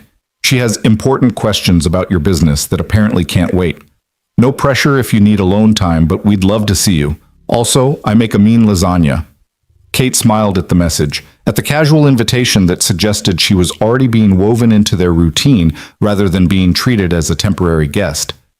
She typed back, I'd love to come to dinner. What time? And tell Mia I'm prepared for her business interrogation. Ethan's response was immediate. 6 o'clock. Bring your appetite and your patience. When Mia gets curious about something, she doesn't quit until she understands it completely. Fair warning, you might end up explaining software development using dinosaur metaphors. Challenge accepted, Kate replied, and found herself looking forward to the evening with an anticipation she hadn't felt in years. Not the nervous energy of preparing for a pitch or the adrenaline of closing a deal, but genuine excitement about spending time with people who made her feel seen and valued for who she was, rather than what she'd accomplished. The visit to the hospital came first, though, and Kate met Ethan and Mia in the parking lot at 4:30. Mia was clutching the Lego Stegosaurus she'd made for Tyler with the same fierce protectiveness that suggested she understood how important gifts could be when someone was hurting. They made their way to James Morrison's room on the 3rd floor, and Kate felt her heartbeat quicken as they approached. What did you say to someone whose life you'd saved? Was there a protocol for this? Tyler was sitting in a chair beside his father's bed, and his face transformed with recognition when he saw them enter. You came! You really came! Daddy, these are the people I told you about. They saved you! James Morrison looked remarkably better than he had lying unconscious at the bottom of a ravine. Still pale and clearly in pain, with an impressive array of monitors and IV lines, but his eyes were clear and alert. When he saw Kate and Ethan, those eyes filled with tears. His voice was rough, emotional. I don't know how to thank you. The doctors said if you hadn't found me when you did, if you hadn't gotten me to treatment so fast, I probably wouldn't have made it. You saved my life, both of you, and Tyler, God, I thought I'd never see him again. You don't need to thank us, Ethan said, moving to the bedside with the ease of someone comfortable in hospitals. We're just glad we found you in time. How are you feeling? Like I got hit by a truck and then fell down a mountain, James said with a weak smile. But alive, which is more than I thought I'd be yesterday afternoon. Tyler said you climbed down into a ravine in a storm and pulled me up a cliff? We had help from gravity and stubbornness, Kate said, trying to downplay the heroics even as Tyler launched into an enthusiastic retelling of the rescue from his perspective. The boy made it sound much more dramatic than Kate remembered, with additional details about how brave everyone was and how his daddy was going to be okay, and how he'd been so scared but the nice lady had held him and promised everything would work out. This is for Tyler, Mia interrupted once Tyler's story wound down, presenting the Lego Stegosaurus with formal ceremony. I made it because Stegosaurus means roofed lizard, and your daddy is going to get better so you can go home. It's symbolic. Tyler accepted the dinosaur with reverence, examining it from all angles. It's so cool. I love dinosaurs too. Do you know about the Parasaurolophus? It's my favorite because it had that weird crest on its head that might have been for making sounds. And just like that, the two 7-year-olds were deep in conversation about dinosaur facts, leaving the adults to their own discussion. James wanted to know every detail of the rescue, how they'd found him, how they'd managed the extraction.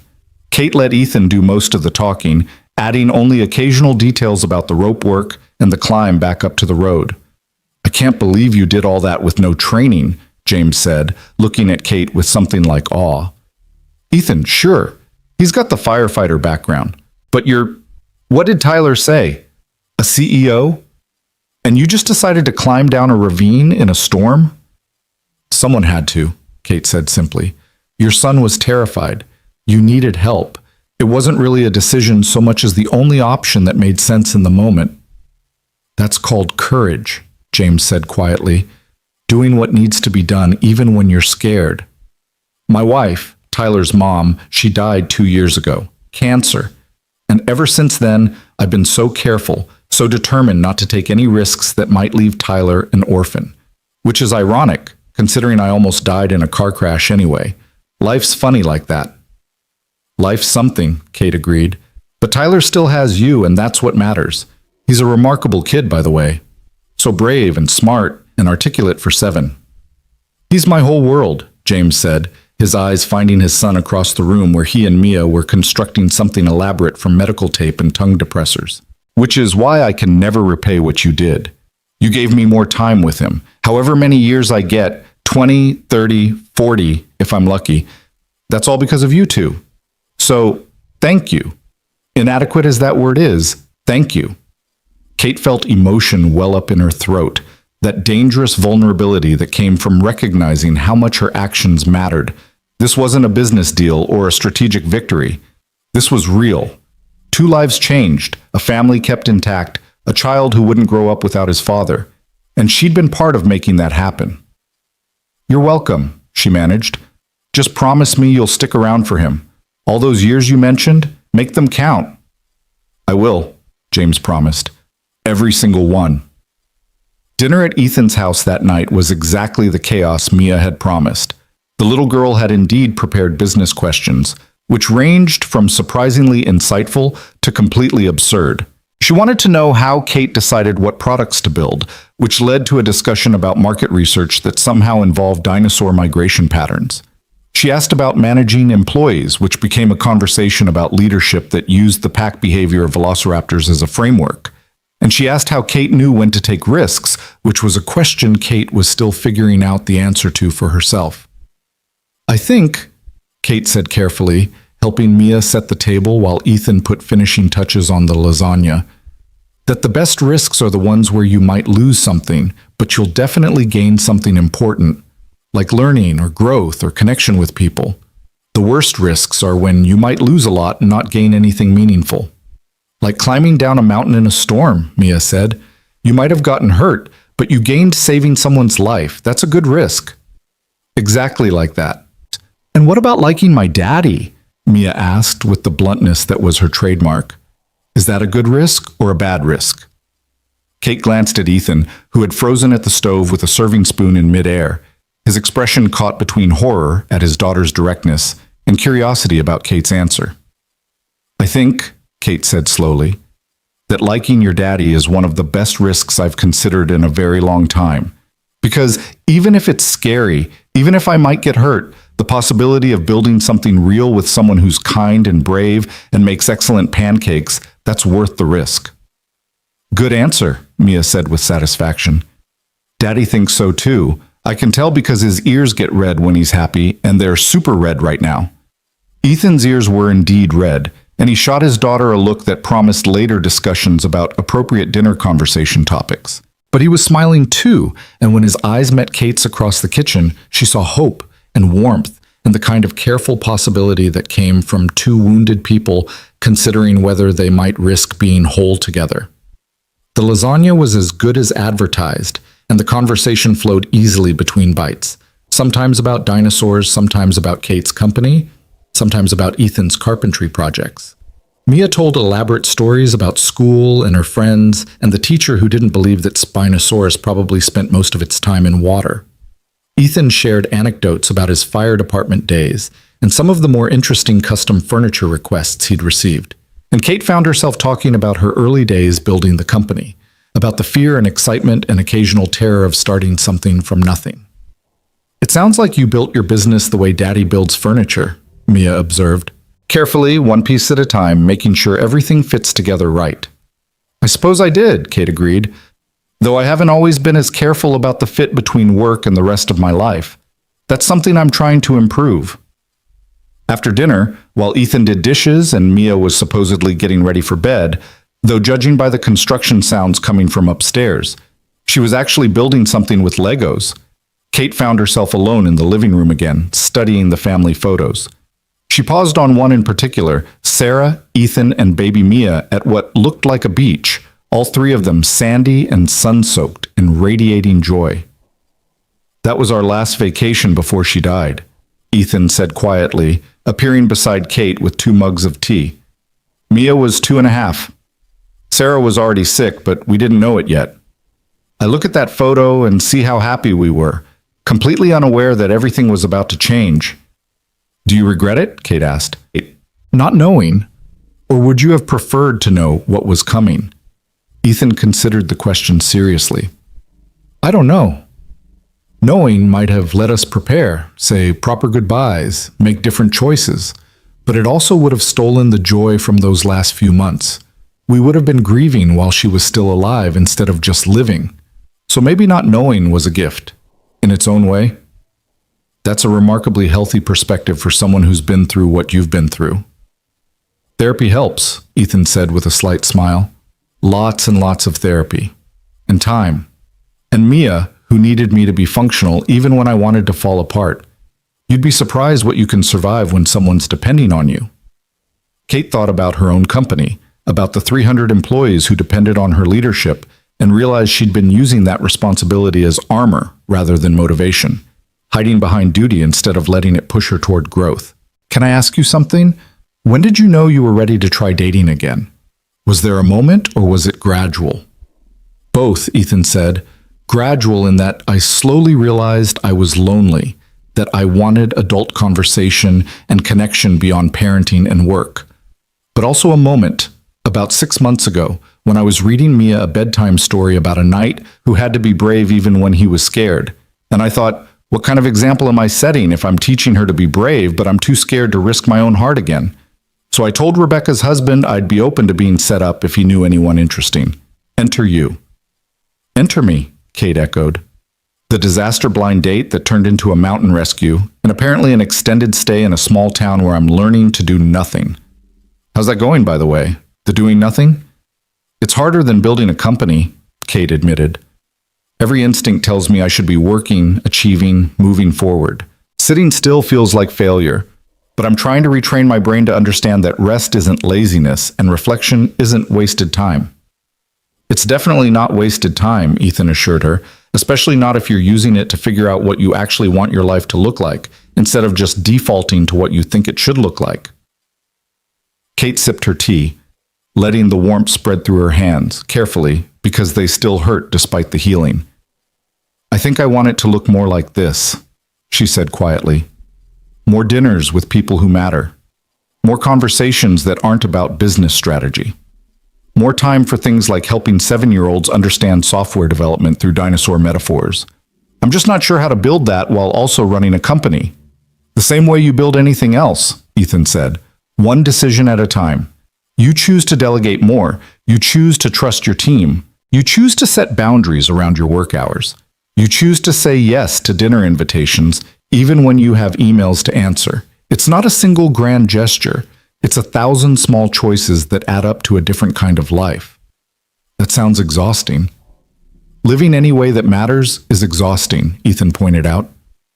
The question is whether you want to be exhausted building walls or exhausted building connections. At least with connections, you get lasagna and Lego dinosaurs and people who care whether you're okay.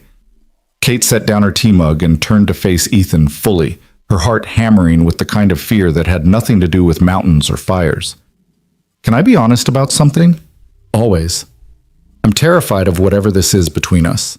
Terrified that I'll screw it up or that you'll realize I'm actually kind of a mess under all the CEO polish.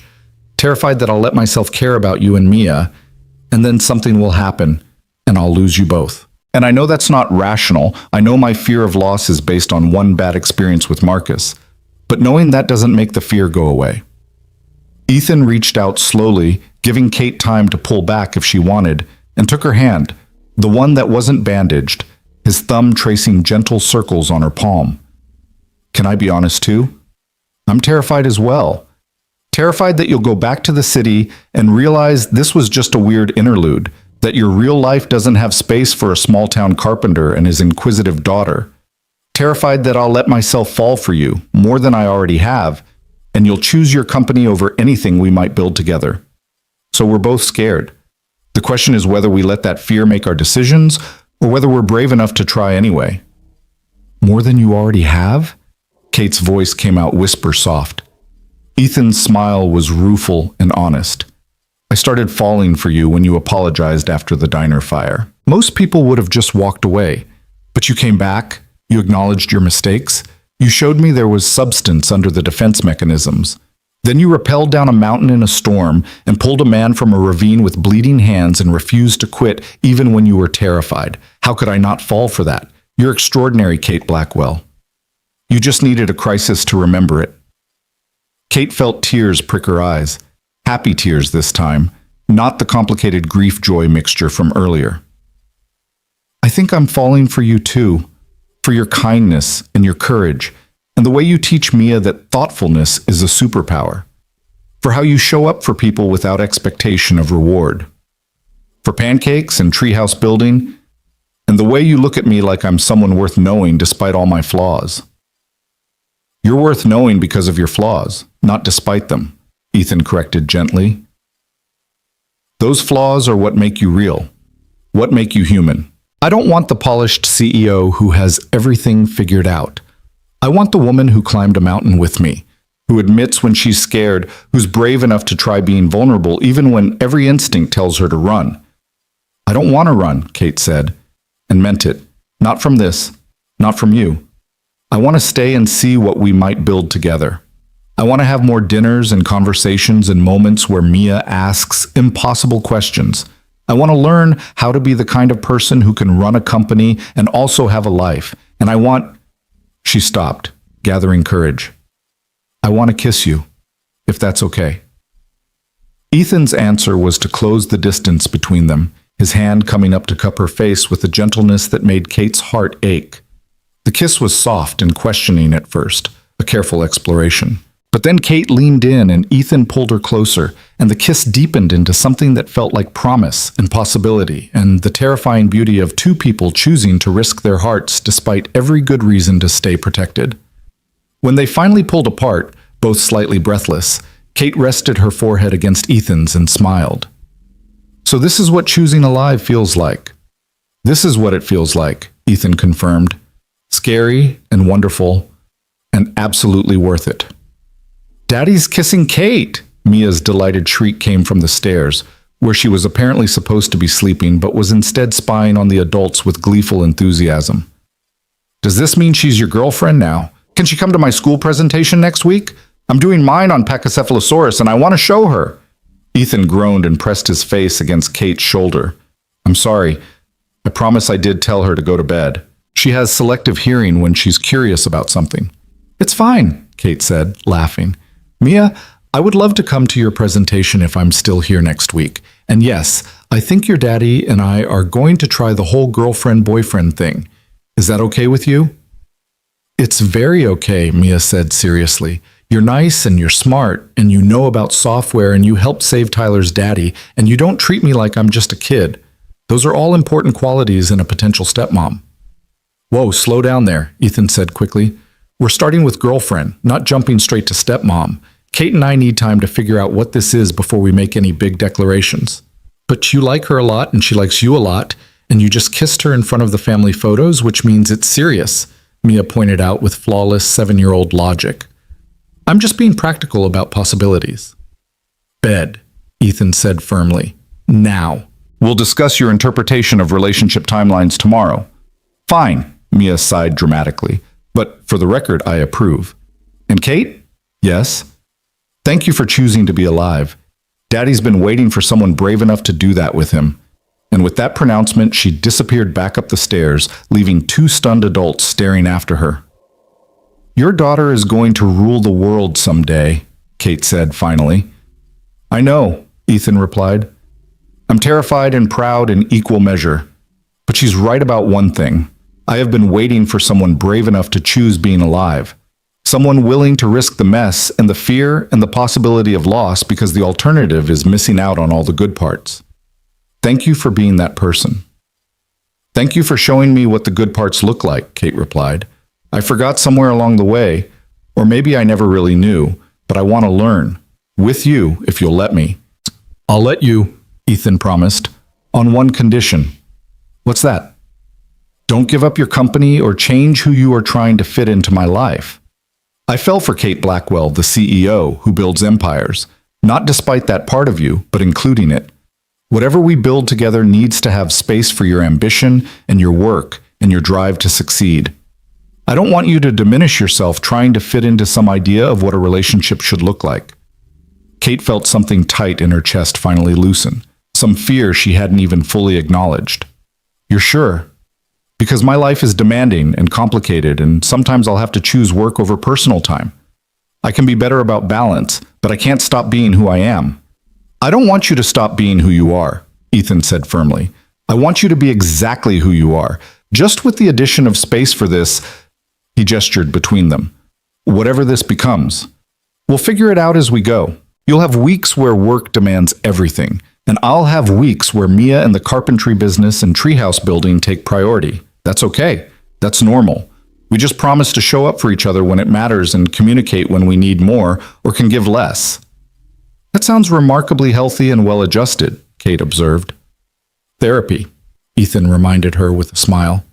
So much therapy, plus trial and error. I won't pretend I have all the answers, Kate.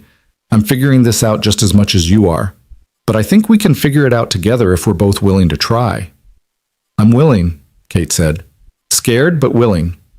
That's all anyone can ask for. The next week passed in a strange, wonderful suspension of Kate's normal life.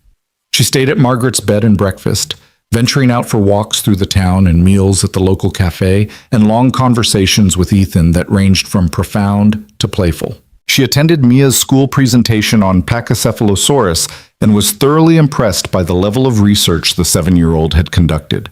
She visited James and Tyler at the hospital twice more, watching as the man's recovery progressed, and the boy's fear eased into relief.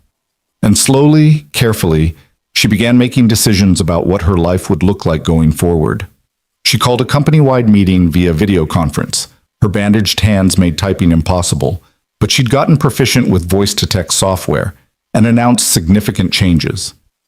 She was promoting Michael to COO, giving him operational control of day-to-day decisions.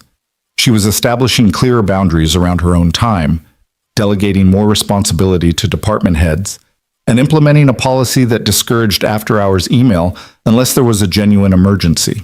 She was, in essence, building the kind of company that could function without her constant presence, which meant she'd built something real and sustainable rather than just an extension of her own control issues.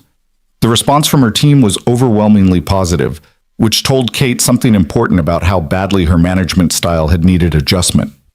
People wanted to be trusted. They wanted responsibility and authority to make decisions. They'd been waiting for her to step back and let them prove their capabilities, and she'd been too scared of losing control to give them that chance. So what happens now? Ethan asked one evening as they sat on his porch swing, Mia playing in the yard with the hose and some unfortunate action figures who were apparently experiencing a dinosaur tsunami. Do you go back to the city, set up some kind of long-distance relationship until we figure out if this is sustainable? Kate had been thinking about that question for days, weighing options and possibilities with the same analytical precision she'd once applied exclusively to business decisions. Actually, I had a different thought. What if I didn't go back? Not permanently, I mean. I still need to be in the city regularly for meetings and strategy sessions. But what if I moved my home base here, got a place in town, split my time between here and the city, built a life that includes both my company and this... She gestured to the house, the yard, the small town spreading out around them. All of this. Ethan turned to look at her fully, surprise and hope warring on his face. You do that? Give up your penthouse and your corner office proximity to move to a town where the most exciting entertainment is arguing about proper spaghetti sauce technique. The penthouse was never home, Kate Kate said honestly. It was just a place I kept my stuff between work sessions. And I don't need to be physically in the office every day now that I'm delegating more. Technology exists. I can video conference. I can be in the city 2 or 3 days a week and here the rest of the time. Best of both worlds. I keep my company, but I also get a life. And you're sure? Ethan pressed. Because Kate, I don't want you making this decision just because we're in the honeymoon phase of whatever this is. In 6 months, when the novelty wears off and you're frustrated by small-town life and missing the energy of the city, I don't want you resenting this choice. I'm not deciding based on novelty, Kate said firmly. I'm deciding based on what I learned on that mountain. Life is short and unpredictable. James Morrison almost died trying to find help for his son. Tyler almost lost his father. Sarah never got to see Mia grow up. Marcus taught me that people can betray you, but these last 2 weeks have taught me that people can also save you, literally and figuratively. I'm not giving up my company or my ambition. I'm just redefining what success looks like. And for me right now, success includes pancakes with Mia and carpentry lessons and dinners where we debate dinosaur facts.